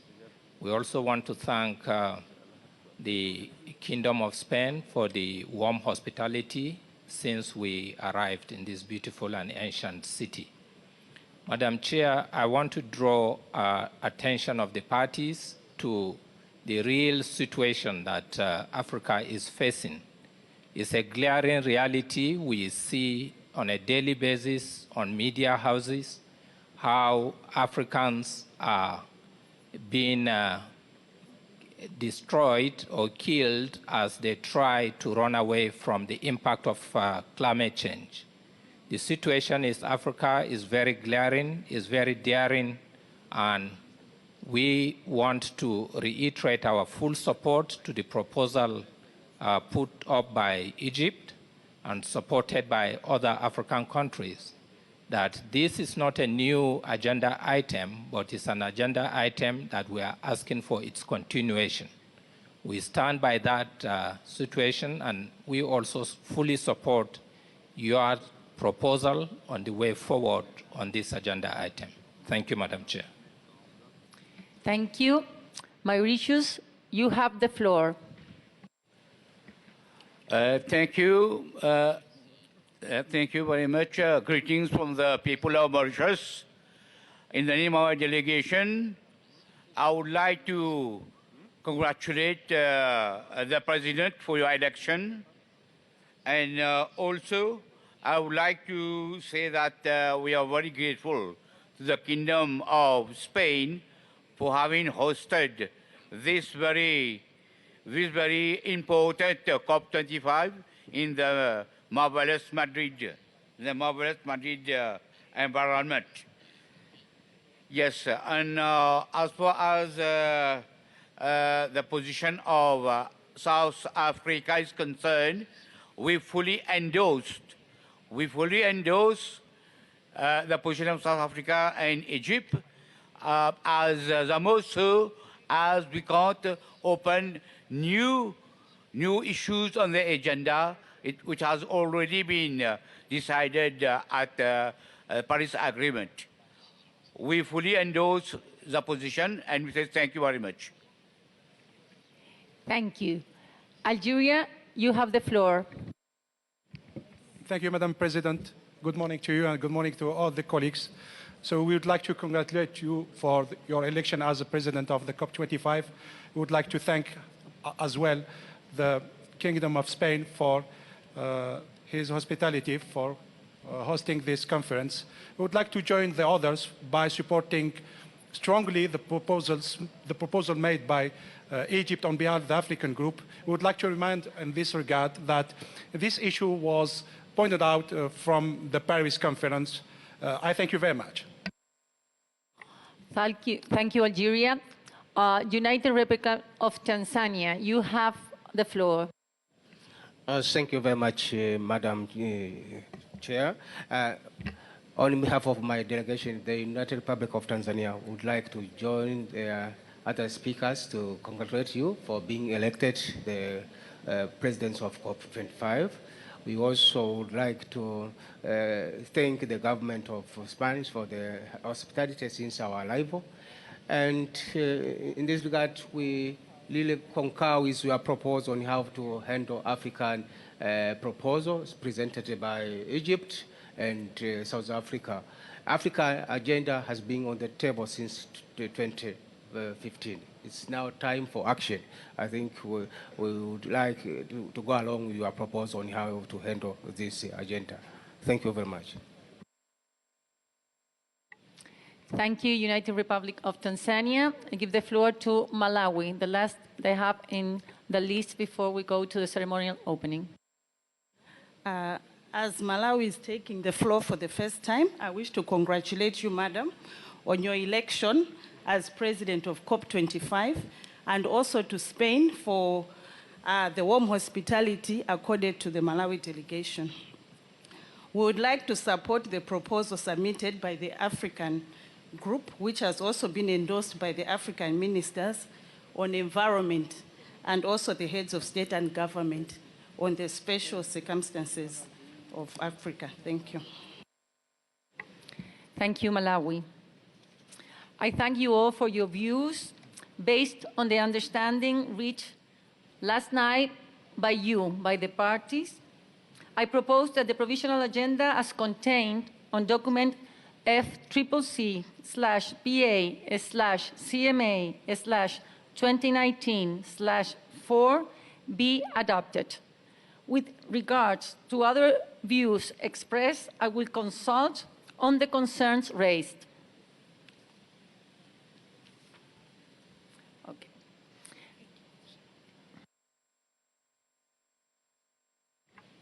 Egypt, you have the floor. Thank you so much, Madam President, and we really thank you for your efforts and taking us forward. And as you mentioned, based on the agreement, as you have mentioned it at the beginning, this morning, and that was also circulated last night. So based on this agreement with these specific points, we can adopt the agenda. Your consultation is very much welcome, but this is the agreement that we have. Thank you so much.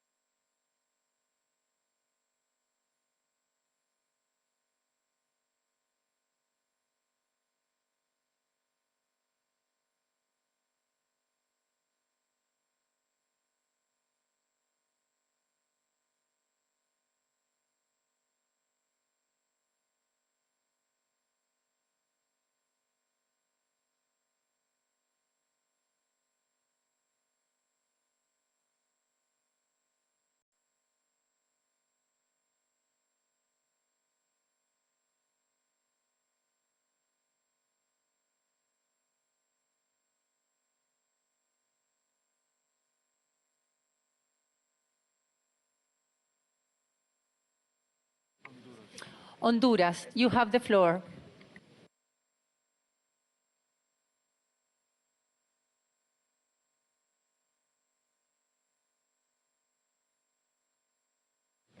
Thank you, Madam President. With all due respect, I don't think we have the same understanding, and we would like to seek your clarification on your proposal for the way forward. Thank you.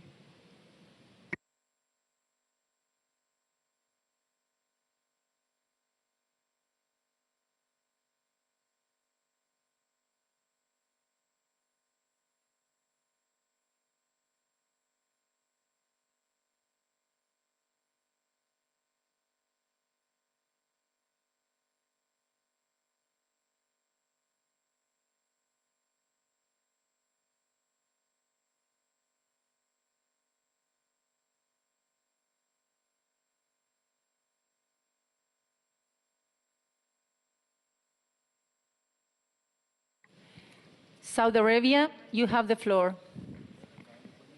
Madam President, thank you very much. This is not really a good start for the COP. Yesterday, we wasted time and effort. We sat down 3 times waiting for this consultation to take place, and we waited until midnight. And you came very clear with your proposal, and you said, this is what's going to be presented tomorrow. We reacted. We have expressed our views, but nobody objected on the way you presented your proposal. Now it is not helpful, it's not productive that individual countries that were represented yesterday by their chairs and their coordinators, they came back now and change their minds. This is not good, not productive, it's not going to take us in the right direction. I would urge you that under your leadership, you take a firm position, hold us all to the agreement that we established yesterday at midnight, that this is the way forward and that we all accepted it, and that we move on that basis.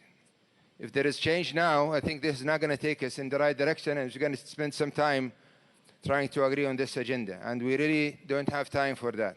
Would ask you, your leadership, would ask you to please hold us to the agreement that we established yesterday. Although we all said we're going to go and check, but we did not express our dissatisfaction, or we did not express our objection. Perhaps some of us did not have the guts at the time to say yes or no. We are responsible for everything we do, and if anybody wants to block the adoption, we're ready to go that route, but we will not accept anything that is different than the agreement that we established last night. Thank you very much. Thank you, Saudi Arabia. Dear parties, in order to start the work, I propose to adopt the agenda as it is. I will conduct consultation on the special circumstances of Africa, as agreed last night.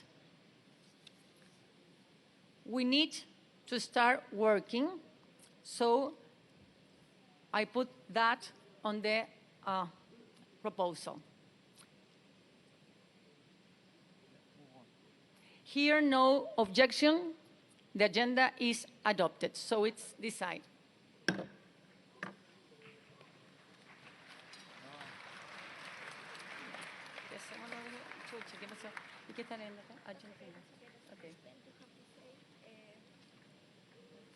I declare the session suspended, the meeting suspended. Okay.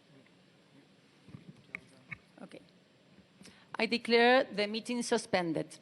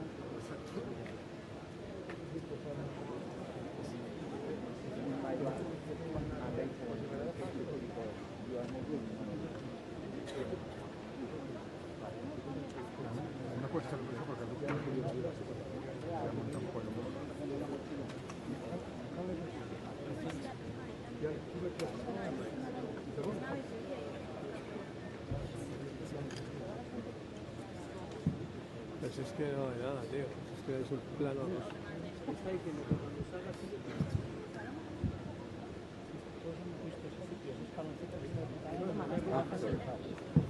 ¿cómo diste todo?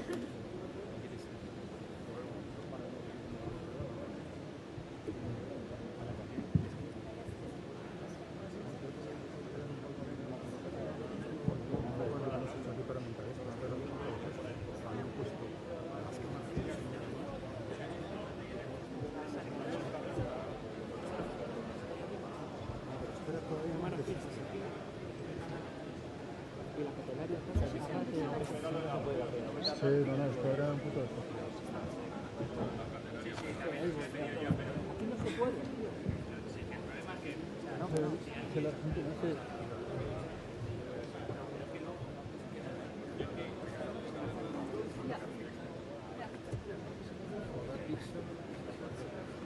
¿Qué pasa, Juan? Tú el mejor, tío, el mejor. Con tu perspectiva con distancia.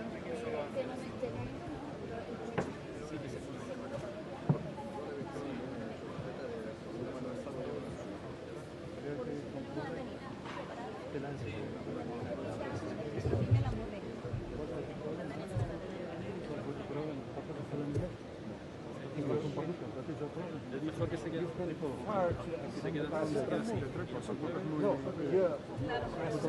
Yo me juego la voy a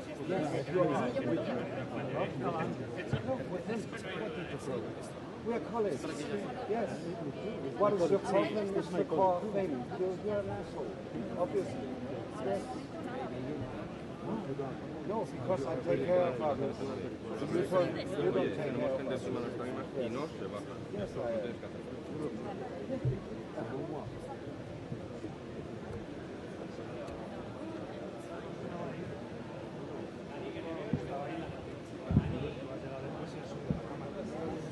A partir de ese momento, todo lo que se mueva al plano, punto pelota.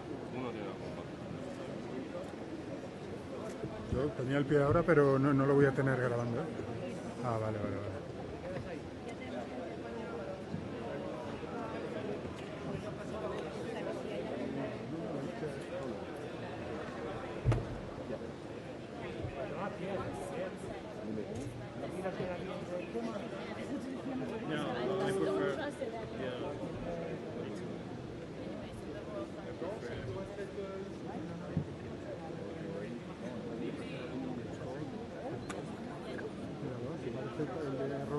Digo yo, tío, que yo iba dando 8 pasos por cada uno que daba él, tío.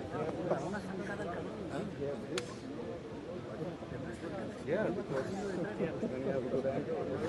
Putos parados. Pero, tío, el vídeo viene en marcha. No, tiene pinta de ir rápido.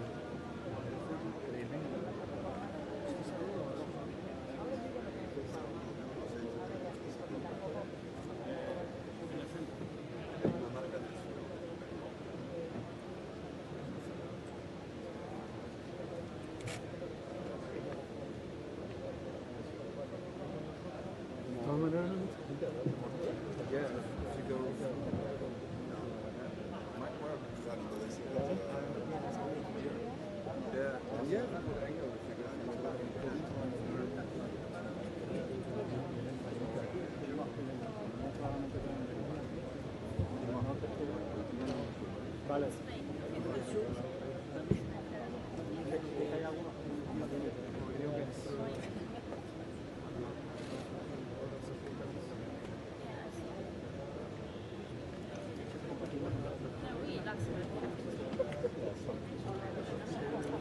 Yo creo que sí.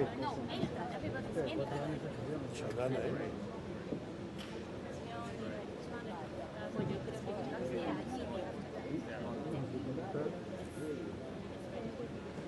Pero es que yo creo que Pedro Sanchez está ahí metido.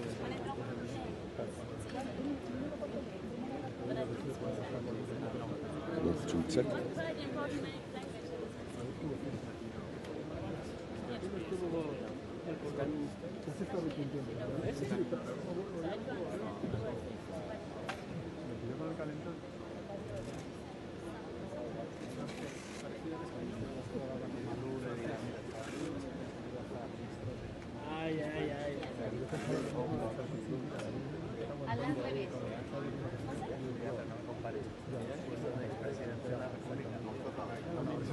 Non, c'est pas pareil. No, pero es que nos han encontrado ¿Eh? Un sueldo especial a la pública, el chofer y más cuenta y tal. No, decir. Al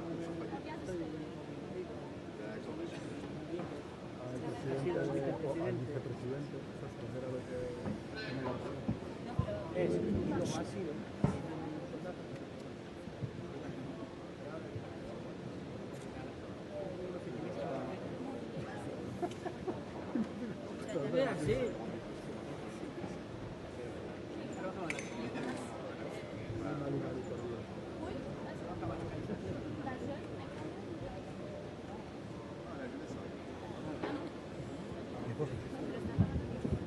¿Eh?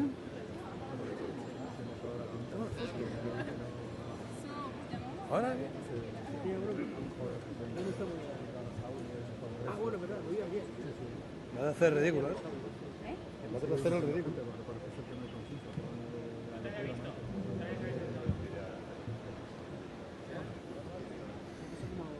No sé cómo funciona esto. Pero que de aquí así como estamos.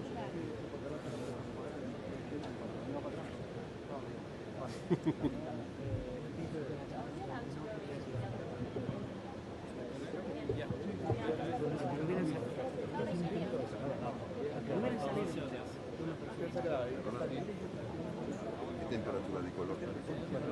4000. ¿Lo dices a voleo o...? Gracias.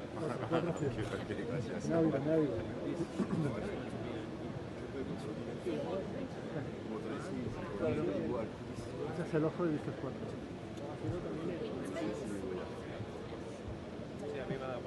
A ver, lo he hecho en aquel blanco, pero me he dado cuenta que las luces son las mismas.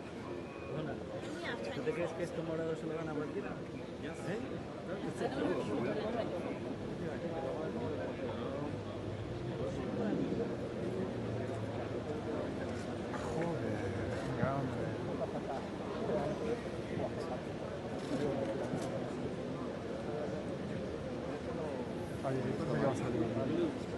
No está mal.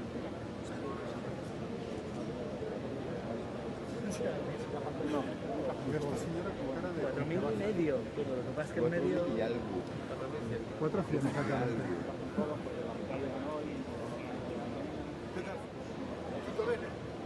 No bene, pero ayer por la noche partido de la décima del Barça. Segundo día. Luego hablamos con un poquito de calma. No,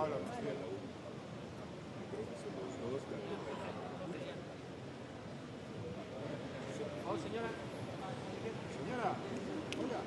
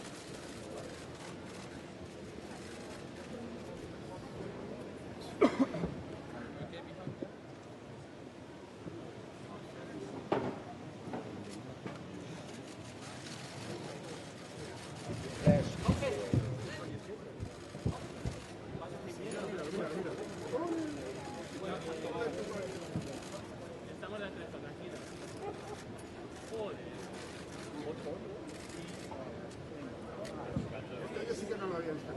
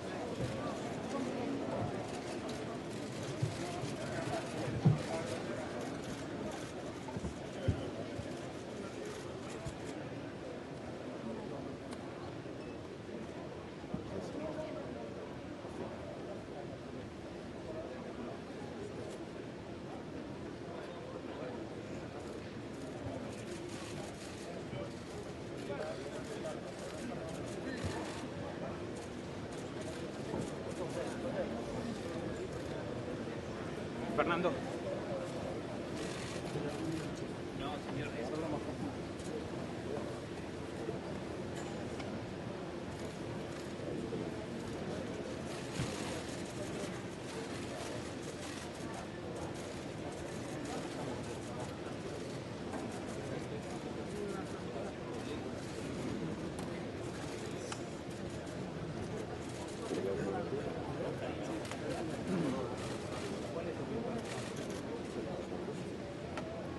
Molesto también ahí.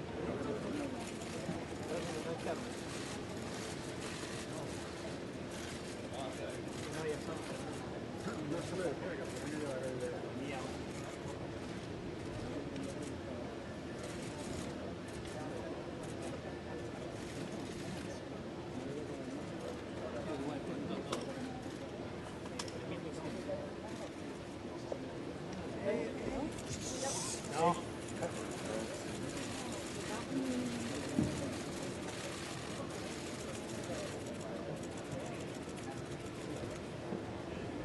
Oye.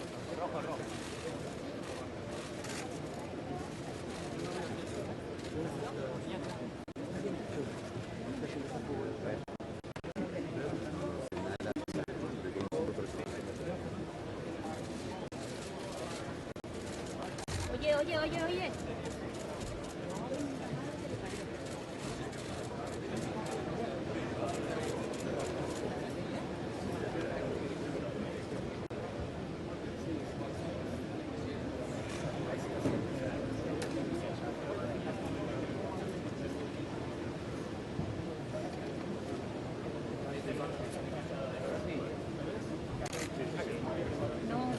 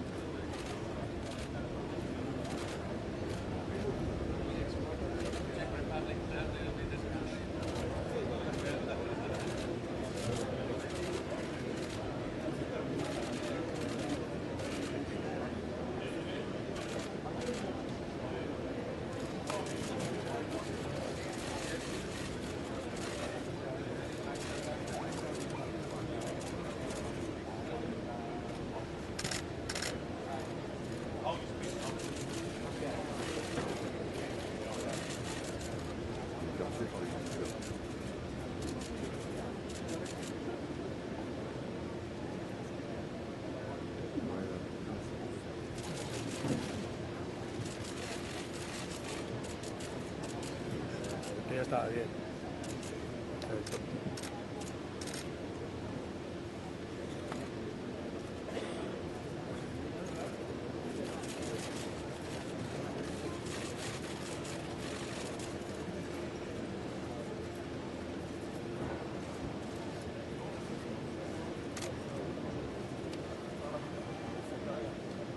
Allez, je le connais.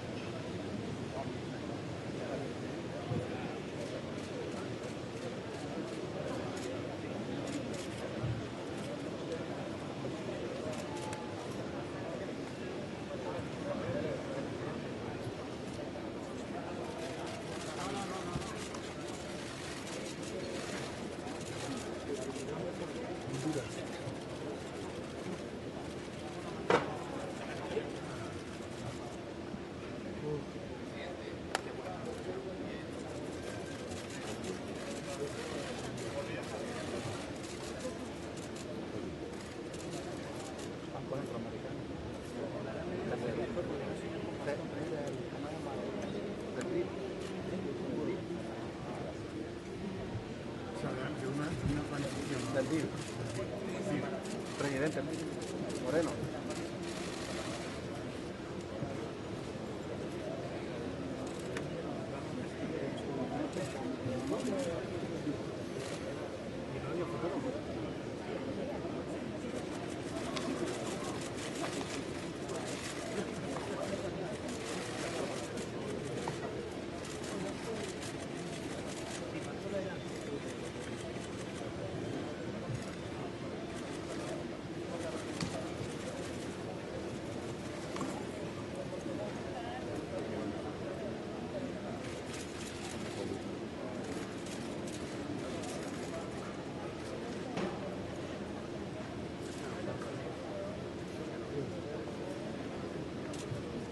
Se ha costado pillarlo, ¿eh?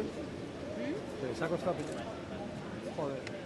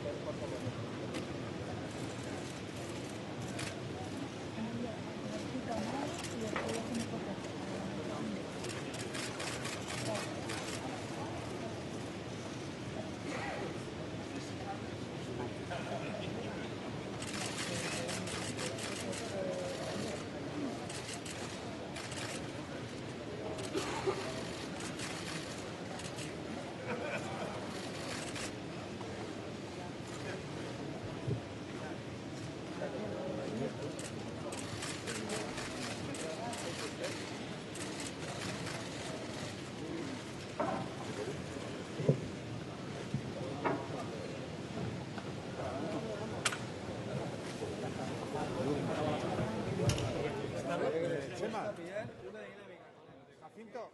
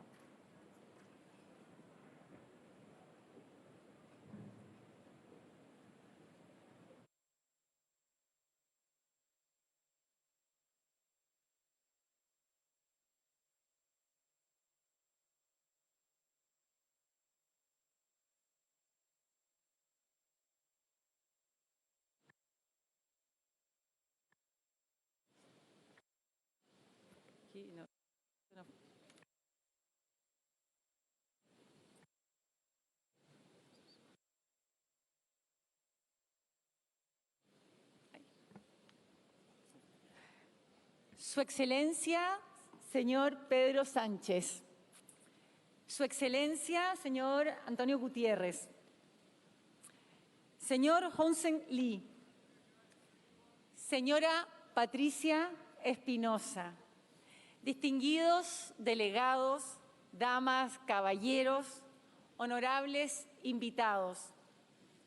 Tengo el agrado de reanudar la primera reunión plenaria de la 25ª sesión de la Conferencia de las Partes de la Convención Marco de Naciones Unidas sobre el Cambio Climático, COP25. La apertura de esta conferencia aquí en Madrid, bajo la presidencia de Chile y celebrada en España, es un testimonio de las cosas extraordinarias que el multilateralismo puede lograr cuando trabajamos juntos hacia un objetivo común. Que sea esta inspiración la que impulse nuestras negociaciones durante las próximas 2 semanas. Esta mañana tenemos el honor de contar con la participación de Su Excelencia, señor Pedro Sánchez, presidente del Gobierno de España. Su Excelencia, señor Antonio Guterres, secretario general de la ONU.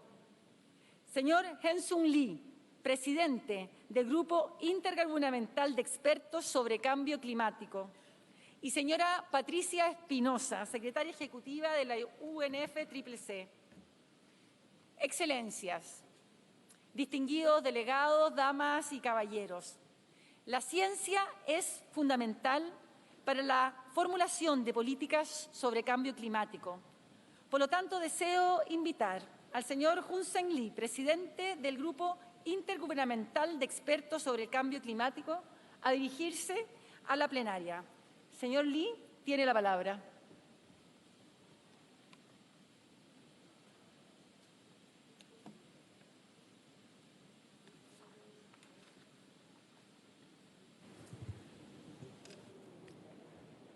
Thank you very much.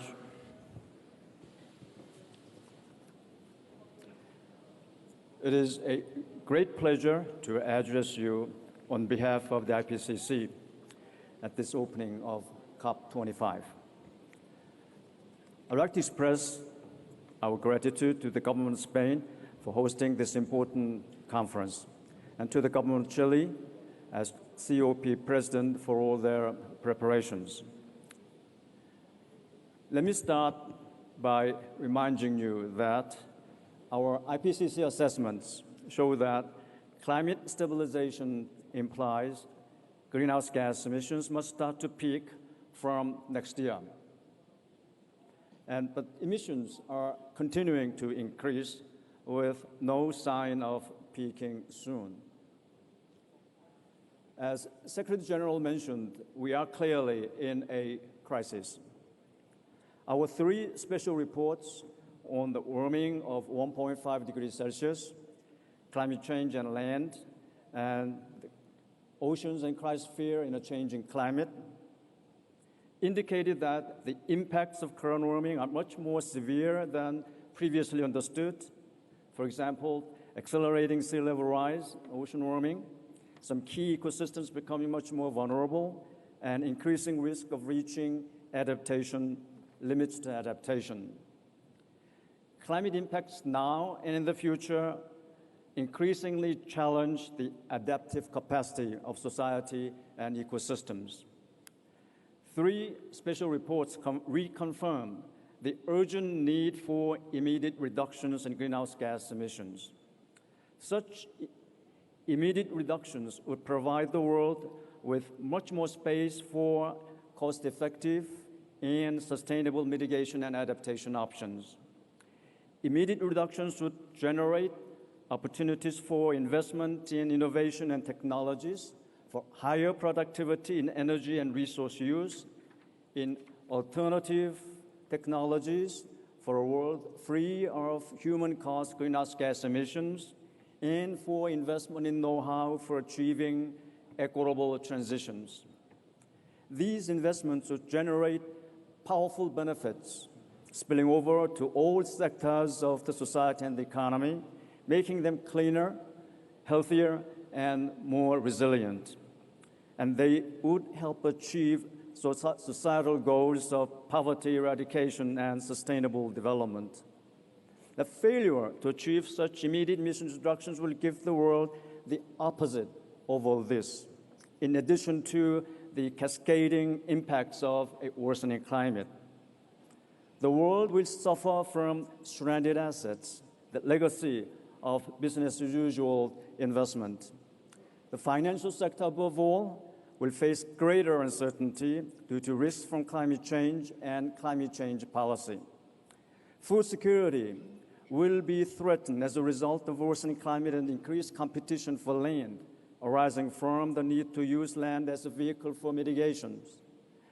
The world will face increased risk of losses by biodiversity and ecosystem services. And as a result, the Sustainable Development Goals such as zero poverty, zero hunger, and life on Earth will be compromised. There will be little room for ecosystem-based adaptation, blue carbon ecosystems, sustainable fisheries, and sustainable land management, as these adaptation options are effective only under low-emission pathways.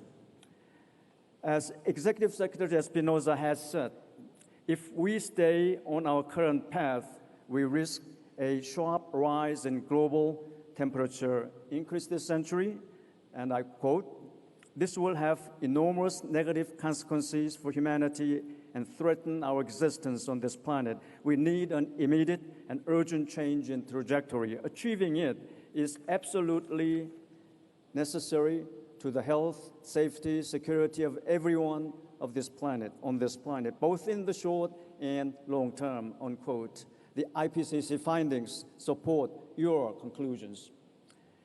Later this week, we will be discussing our two latest special reports at Substar IPCC special events. Both this special report on land and special report on oceans and cryosphere confirm that climate change will continue to exacerbate poverty and undermine the livelihoods of the poor and the marginalized. Both point to the need for immediate reductions in greenhouse gas emissions if we are to stabilize the climate. They should serve as a wake-up call to all of us. These reports have an extraordinary resonance, transforming public awareness of climate change and highlighting the importance of an all-of-society response. We are humbled that our work is reaching beyond you, our core audience of national governments, policymakers, negotiators, and beyond the scientific community to other stakeholders at the local and regional level, decision makers in cities, business and industry, civil society as a whole, young people, and the public at large. But despite this enhanced understanding of climate change, it is very clear we are not doing anywhere near enough to tackle it, just as I said at the beginning of my statement. I assure you that IPCC is working hard to deliver the scientific evidence you need. We are now midway through the 6th assessment cycle. The work is advancing on the main 6th assessment report that will be delivered in 2021. We will have a synthesis report which will integrate the 3 AR6 main reports and the 3 special reports you already have. That will be ready in May 2022. The synthesis report will provide policymakers and negotiators with the most up-to-date synthesis of scientific knowledge on climate change as you prepare for the first global stocktake in 2023. It is my hope that this synthesis report will also help integrate our understanding of climate change and policy response. This will require inputs both from the science and policy communities. We appreciate very much the complexities of taking climate action, arising from the need to address the consequences of action as well as its processes. We appreciate the challenge you face as a catalyst for the unprecedented change the society will need in the very short term as well as for the long term. Please tell us what you need from us, and we, the scientific community, will work with you to mend the disconnect between the scientific understanding of climate change and the realities of climate action. Thank you very much for your attention.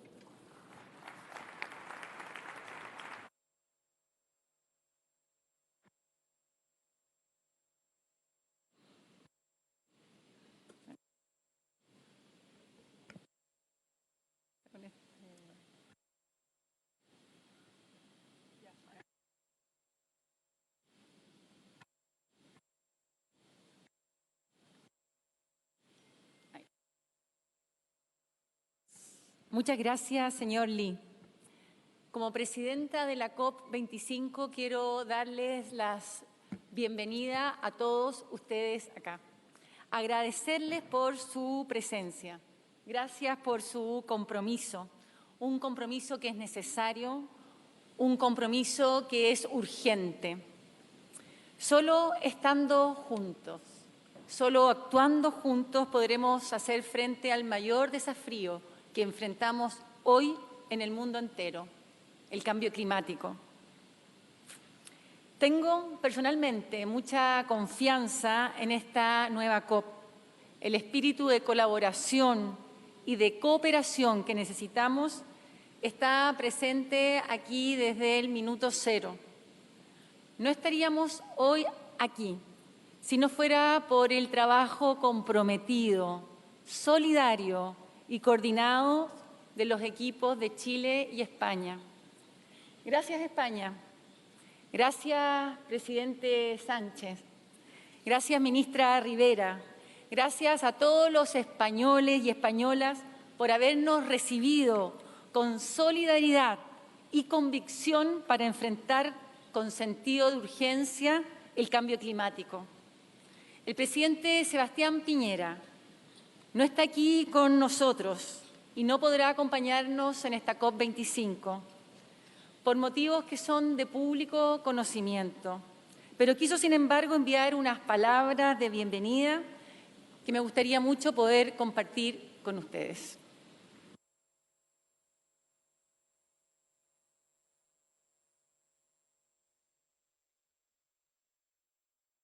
Muy buenos días y bienvenidos. Muy buenos días y bienvenidos a esta COP25. Una COP en que tantos hemos trabajado tanto durante tanto tiempo, con tanta convicción y compromiso, para que signifique un punto de quiebre y un gran salto adelante en la protección de nuestro planeta y también para una mejor vida para nosotros, nuestros hijos, nuestros nietos y los que vendrán. Quiero agradecer desde el fondo del alma a España y a sus autoridades por acoger hoy en su casa esta COP25 y por su gran generosidad y comprensión con Chile. El compromiso de Chile con la lucha contra el calentamiento global es firme, claro y permanente. Por eso duele no estar hoy en Madrid. Pero siento que mi deber es estar en Chile, enfrentando los duros tiempos que hemos vivido. Chile fue una de las colonias más pobres de España en América Latina. Y sin embargo, los últimos 30 años han sido muy fecundos. Recuperamos nuestra democracia, logramos un gran progreso económico y social que nos pone hoy a la cabeza de América Latina en desarrollo económico y desarrollo humano. Sin embargo, en las últimas 6 semanas hemos vivido 3 situaciones simultáneas, pero de muy distinta naturaleza. Primero, una ola de violencia criminal que hemos enfrentado con los instrumentos de la democracia y el Estado de Derecho, resguardando los derechos humanos de todos. Cualquier desviación de este principio está siendo investigada por la Fiscalía y será juzgada por los tribunales de justicia, como corresponde en una democracia y en un Estado de Derecho. Segundo, una gran y legítima demanda ciudadana por mayor justicia social, que estamos enfrentando con una poderosa agenda social. Y tercero, una búsqueda de un nuevo pacto social, que estamos enfrentando con acuerdos para una nueva constitución. Estamos seguros que con la unidad y grandeza que siempre ha mostrado el pueblo de Chile, sabremos superar estos tiempos difíciles y saldremos fortalecidos como un país democrático, más justo y plenamente respetuosos de los derechos humanos de todos. Igual como también estoy seguro que la humanidad sabrá superar esta crisis climática y actuar con la voluntad, el coraje y la urgencia que los tiempos y los desafíos requieren. La ciencia ha hablado fuerte y claro. Necesitamos compromisos climáticos mucho más ambiciosos y cumplirlos en plazos mucho más cortos que los que acordamos en París. La juventud también ha hablado fuerte y claro y nos interpela y nos exige asumir nuestro compromiso moral de proteger nuestro planeta y asegurar la supervivencia de la vida humana en la Tierra. La ciudadanía nos pide y nos exige enfrentar esta misión con mayor unidad, voluntad y ambición. Y la naturaleza nos está implorando para que la cuidemos, para que ella también pueda cuidarnos a nosotros. Sabemos demasiado para seguir siendo escépticos. Tenemos la ciencia, la tecnología y los instrumentos necesarios para actuar ahora. El tiempo de los diagnósticos terminó. Llegó el tiempo de la acción. Y estoy seguro que esta COP25 significará un punto de quiebre con un pasado y un gran salto adelante hacia el futuro y hacia un planeta más sano y un futuro mejor para todos. Muchas gracias.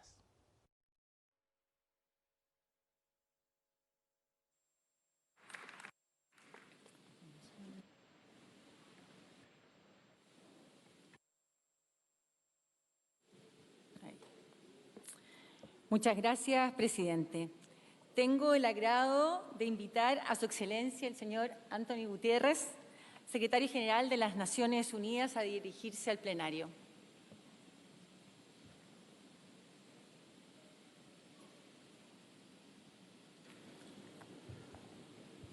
Excellencies, honorable guests, delegates, all protocol observed. Quiero agradecer a los gobiernos de Chile y de España por haber trabajado juntos en un espíritu de multilateralismo inclusivo para tornar esta COP25 posible y felicitarlos por la impecable organización conseguida en un tan corto espacio de tiempo. Felicitaciones y muchas gracias. Such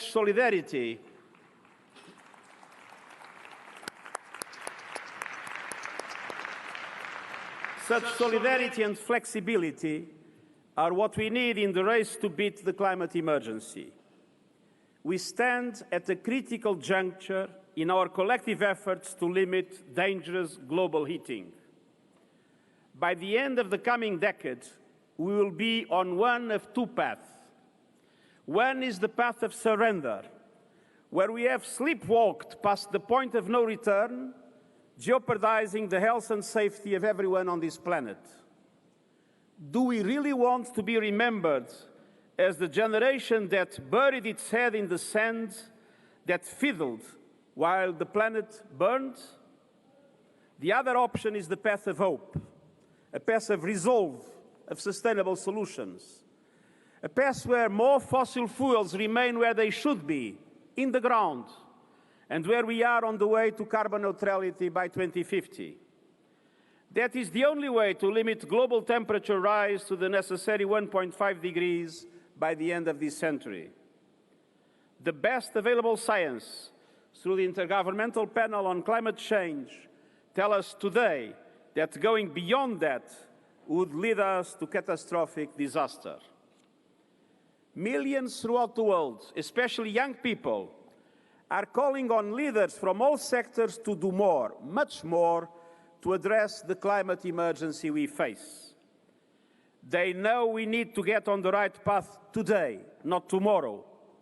And that means important decisions must be made now, and COP25 is our opportunity. Dear delegates, before I focus on what I believe we need to do at this session, let me step back to give a sense of perspective to our deliberations. The latest just-related data from the World Meteorological Organization show that levels of heat-trapping greenhouse gases in the atmosphere have reached another record high. Global average levels of carbon dioxide reached 407.8 parts per million in 2018. And I remember not long ago, 400 parts per million was seen as an unthinkable tipping point. We are well over it. The last time there was a comparable concentration of CO2 was between 3 and 5 million years ago, when the temperature was between 2 and 3 degrees Celsius warmer than now, and sea levels were 10 to 20 meters higher than today. The signs are unmissable. The last 5 years have been the hottest ever recorded. The consequences are already making themselves felt in the form of more extreme weather events and associated disasters, from hurricanes to drought to floods to wildfires. Ice caps are melting. In Greenland alone, 179 billion tons of ice melted in July. Permafrost in the Arctic is thawing 70 years ahead of projections, and Antarctica is melting 3 times as fast as a decade ago. Ocean levels are rising quicker than expected, putting some of our biggest and most economically important cities at risk. More than 2/3 of the world's megacities are located by the sea. And while the oceans are rising, they are also being poisoned. Oceans absorb more than 1/4 of all CO2 in the atmosphere and generate more than half of our oxygen. Absorbing more and more carbon dioxide acidifies the oceans and threatens all life within them. 3 major reports from the Intergovernmental Panel on Climate Change, on land, on the oceans and cryosphere, and on the 1.5 degrees Celsius climate goal, each confirm that we are knowingly destroying the very support systems keeping us alive. And indeed, we are. In several regions of the world, coal power plants continue to be planned and built in large numbers. Either we stop this addiction to coal, or all our efforts to tackle climate change will be doomed. And as the UN Environment Programme has just revealed, countries are planning to produce fossil fuels over the next decade at over double the level that is consistent with keeping temperature rise to 1.5 degrees Celsius. And the fossil fuel industry is not alone. From agriculture to transportation, from urban planning and construction to cement, steel and other carbon-intensive industries, we are far from a sustainable path. We see some incremental steps towards sustainable business models, but nowhere near the scope and scale required. What we need is not an incremental approach, but a transformational one. We need a rapid and deep change in the way we do business, how we generate power, how we build cities, how we move, and how we feed the world. If we don't urgently change our way of life, we jeopardize life itself. For the past year, I've been saying we need to make progress on carbon pricing, shift taxation from income to carbon, ensure no new coal plants are built after 2020, and then the allocation of taxpayers' money for perverse fossil fuel subsidies. We must also ensure that the transition to a green economy is a just transition, one that recognizes the need to care for the future of negatively impacted workers in terms of new jobs, lifelong education, and social safety nets. If we want change, we must be that change. Choosing the path of hope is not the job of one person, one industry, or one government alone. We are all in this together. And the roadmap established by the scientific community is clear: to limit global temperature rise to the necessary 1.5 degrees by the end of this century, we must reduce emissions by 45% from 2010 levels by 2030, and we must achieve climate neutrality by 2050. 10 years ago, if countries had acted on the science available, they would have needed to reduce emissions by 3.3% each year. We didn't. And today we need to reduce emissions by 7.6% each year to reach our goals. So it is imperative that governments not only honor their national contributions under the Paris Agreement, they need to substantially increase their ambitions. And even if the Paris commitments are fully met, it would not be enough. But unfortunately, many countries are not even doing that, and results are there to be seen. According to the latest emissions gap report from the UN Environmental Programme, greenhouse gas emissions have risen 1.5% a year over the last decade. At current trends, we are looking at global heating of between 3.5 and 3.9 degrees Celsius by the end of the century. The impact on all life on the planet, including ours, would be catastrophic. The only solution is rapid, ambitious, transformative action by all, governments, regions, cities, businesses, and civil society, all working together towards a common goal. And that was the purpose of the Climate Action Summit I convened in September. And in many ways it was encouraging. Small island nations and least developed countries, major cities and regional economies all came with initiatives, as did a sizable representation from the private and financial sectors. Some 70 countries announced their intention to submit enhanced national contributions in 2020, with 65 countries and major subnational economies committing to work for net zero emissions by 2050. And I'm pleased to see governments and investors backing away from fossil fuels. A recent example is the European Investment Bank, which has announced it will stop funding fossil fuel projects by the end of 2021. But we are still waiting for transformative movement from most G20 countries, which represent more than 3/4 of global emissions.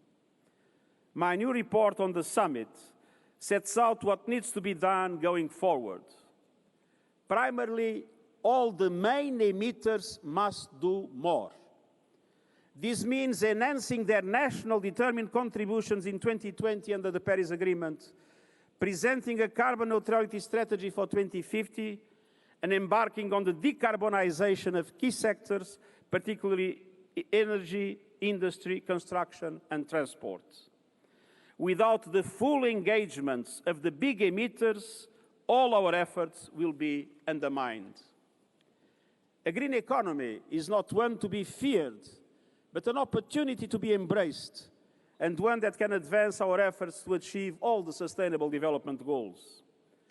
But what frustrates me, and I believe what frustrates us all, is the slow pace of change, especially given that most of the tools and technologies we need are already available. So my call to you all today is to increase your ambition and your urgency. Dear delegates, we are here at COP25 to reach progress on key items, namely achieving success on Article 6 and continuing to boost ambition in preparation for new and revised national climate action plans due next year. Article 6 was the outstanding issue not resolved at COP24 in Katowice. To put a price on carbon is vital if you are to have any chance of limiting global temperature rise and avoiding runaway climate change. And operationalizing Article 6 will help get markets up and running, mobilize the private sector, and ensure that the rules are the same for everyone.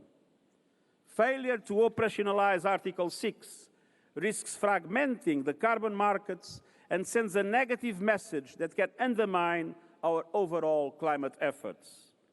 I urge all parties to overcome their current divisions and to find common understanding on this issue. And the COP will also advance work related to capacity building, deforestation, indigenous peoples, cities, finance, technology, gender, and more. The COP must complete several technical matters to achieve the full operationalization of the transparency framework under the Paris Agreement.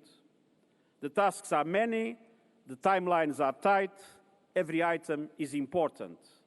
And it is imperative to complete our work, and we have no time to spare. But as important as the successful conclusion of negotiations, the COP25 must convey to the world a firm determination to change course. We must finally demonstrate that we are serious in our commitment to stop the war against nature, that we have the political will to reach carbon neutrality by 2050. I expect all governments will be able to commit now to review during this next year, on the way to COP26 in Glasgow, their national determined contributions with the necessary ambition to defeat the climate emergency. Ambition in mitigation, ambition in adaptation, and ambition in finance. Let us not forget, we should ensure that at least $100 billion a year are available to developing countries for mitigation and adaptation, and take into account their legitimate expectations to have the resources necessary to build resilience and for disaster response and recovery. Dear delegates, the decisions we make here will ultimately define whether we choose a path of hope or a path of surrender. And remember, we made a commitment to the people of the world through the Paris Agreement, and it was a solemn promise. Let us open our ears to the multitudes who are demanding change. Let us open our eyes to the imminent threat facing us all.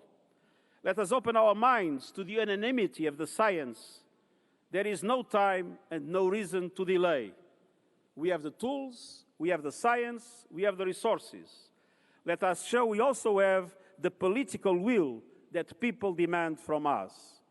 To do anything less will be a betrayal of our entire human family and all the generations to come. Thank you.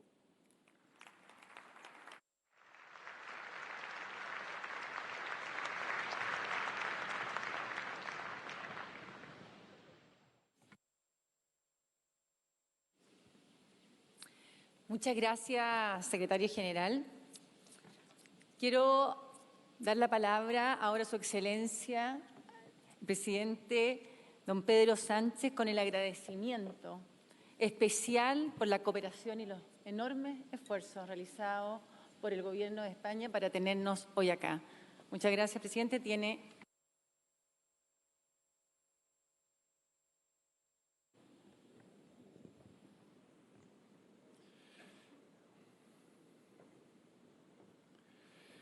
Hace 162 años, en 1857, American Journal of Science publicó una curiosa reseña científica que sostenía una tesis original.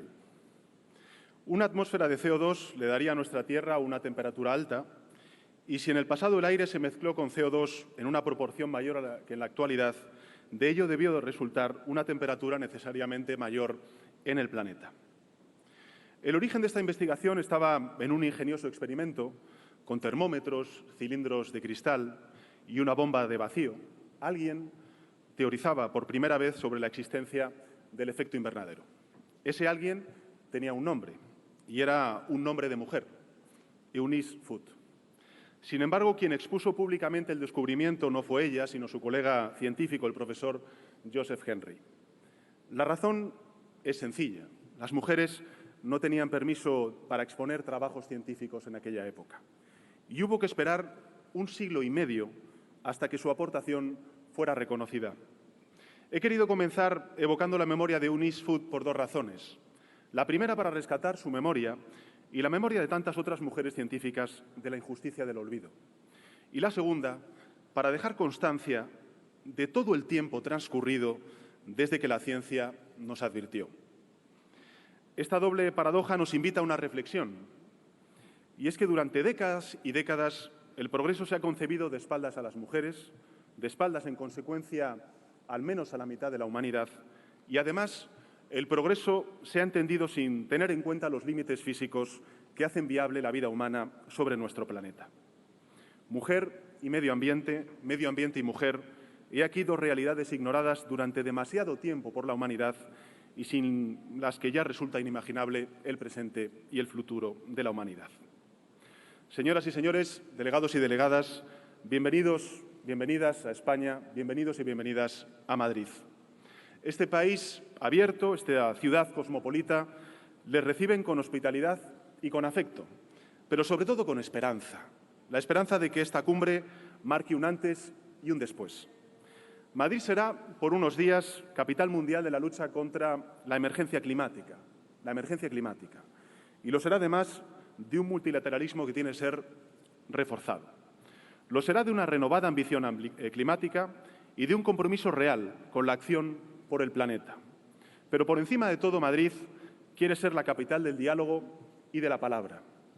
Diálogo entre países, como estamos aquí reunidos, unidos ante un enemigo común a toda la humanidad, y diálogo también con la sociedad. Más de 1.500 colectivos y organizaciones civiles están convocadas, cientos de empresas comprometidas con el cumplimiento de los Objetivos de Desarrollo Sostenible de la Agenda 2030 y millones de voces de una generación entera de jóvenes que se niega a callar ante la creciente degradación del planeta. Todos ellos y todas ellas piden la palabra, no como un mero apéndice de esta cumbre, no como un foro de actividades paralelas, sino como actores cruciales que son frente al gigantesco reto que tenemos por delante. Su derecho, en consecuencia, es hacer uso de la palabra y nuestro deber es escuchar su mensaje. Estos días, Madrid estará aún más cerca, si cabe, ministra, con Chile, que en cualquier otra ocasión. Esta COP, y quiero subrayarlo además públicamente, es la COP de Chile. Es Chile quien ha organizado esta cumbre con un gran despliegue de esfuerzo y de liderazgo durante estos últimos años. Y es Chile quien ha impulsado acciones tan importantes como es, por ejemplo, la Alianza para la Ambición Climática, con una acertada perspectiva transversal que yo quiero también reconocer hoy aquí. Quiero reconocer públicamente el extraordinario trabajo realizado por Chile, por un país con el que España comparte tantos lazos.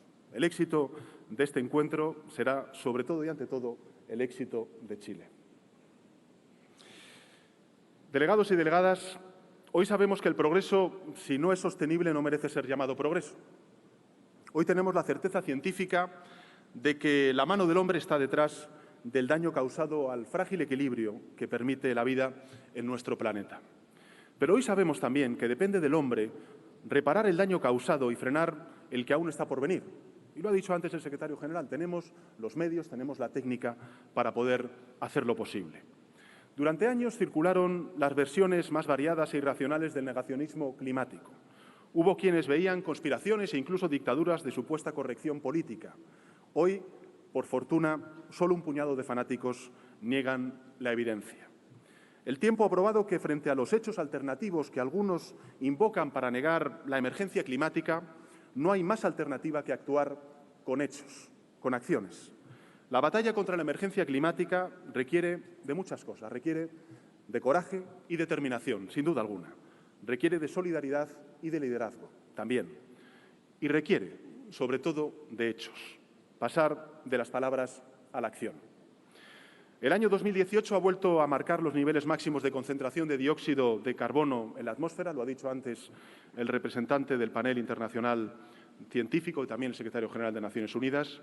Y hace apenas unos días el informe del Programa de Naciones Unidas para el Medio Ambiente advirtió sobre el aumento de la brecha de emisiones. Son datos muy preocupantes, que ponen en riesgo el objetivo del Acuerdo de París de limitar a 1,5 grados el aumento de las temperaturas con respecto a los niveles preindustriales. Todos sabemos lo que eso implica, que hay que ir más lejos y, sobre todo, que hay que hacer las cosas más rápidos, como ha dicho antes el secretario general. O marcamos un punto de inflexión o dejaremos atrás el punto de no retorno. Alcanzar la neutralidad climática en 2050 requiere audacia desde un nuevo multilateralismo. Nadie puede sustraerse por su cuenta a ese desafío. No hay muro lo suficientemente alto que proteja de esta amenaza a ningún país, por poderoso que sea. Y el aumento o el momento de la respuesta es ahora. Debemos llegar a la cumbre de Glasgow en 2020 con contribuciones nacionales mucho más ambiciosas y esas estrategias a largo plazo tienen que conducir a la descarbonización ordenada, justa y eficiente. España está lista para dar ese paso al frente. Vamos a honrar la palabra dada con más acción y con más ambición climática. Vamos a incrementar el ritmo de reducción de emisiones comprometido para el año 2030 y lo haremos con una premisa que ha dicho antes el secretario general y que me parece importante compartir con todos ustedes, y es no dejar a nadie atrás. Un pacto verde, coherente y que tiene que ser también un pacto alineado con los objetivos marcados por la Unión Europea. Un gran acuerdo para asimilar con equidad el impacto de esta gran transformación, de esta gran transición que necesitan nuestras economías. Un gran acuerdo verde para vincular innovación, digitalización y empleo digno. Justicia es precisamente, junto con mujer y medio ambiente, la tercera idea poderosa que debe inspirar nuestra acción. Esa es la hoja de ruta definida en su discurso de la pasada semana por la nueva presidenta de la Comisión Europea, a quien agradezco, como también al resto de instituciones europeas que acaban recientemente de ser nombradas oficialmente para sus cargos, su presencia hoy en Madrid. En un tiempo marcado, delegados y delegadas, por el silencio de algunos, Europa tiene mucho que decir en esta batalla. En primer lugar, porque así lo demandan nuestras sociedades, pero también por una cuestión, si me permiten, de elemental justicia histórica. Si fue Europa quien lideró la revolución industrial y el capitalismo fósil, ha de ser Europa quien lidere la descarbonización. Estamos en puertas de una transición y esa transición que estamos llamados a emprender, además de urgente, debe ser justa. Si algo hemos aprendido de la globalización es que no puede haber perdedores en esta transformación, porque la derrota de unos es la derrota de todos. La transición ecológica debe ser una palanca de cambio contra la desigualdad. Debe implicar justicia y equidad. Y España ha asumido ese mandato con determinación y está resuelta a continuar actuando. Creemos en el valor del multilateralismo, creemos también en que todas las políticas que tenemos que poner en marcha todos los países deben estar alineadas con los objetivos de desarrollo sostenibles que marca la Agenda 2030, que es, en definitiva, un nuevo contrato social global para un mundo en cambio. Y hacemos nuestro el mensaje de la reciente cumbre en Nueva York. Debe reforzarse la coalición de impulsores sociales y políticos, un encargo del secretario general de Naciones Unidas, de nuestro querido Antonio Guterres, a quien agradezco profundamente y de verdad, de corazón, su liderazgo y su compromiso con esta causa. Señoras y señores, la ambición siempre fue uno de los motores del espíritu humano. Tuvimos ambición para explorar los confines del espacio. Tuvimos ambición para desafiar los límites del conocimiento científico. Tengamos también la ambición para preservar el frágil equilibrio que permite la vida en el único hogar que tenemos, que es nuestro planeta.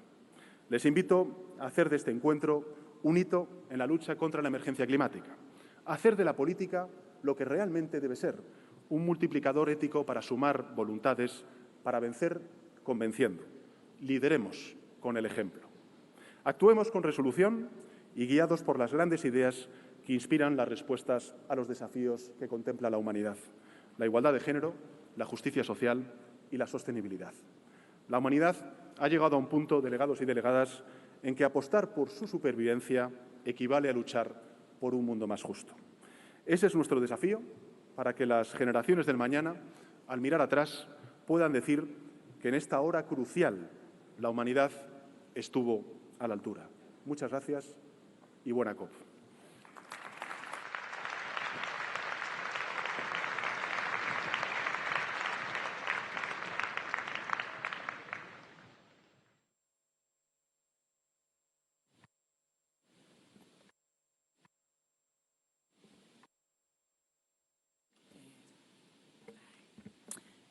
Muchas gracias, Su Excelencia.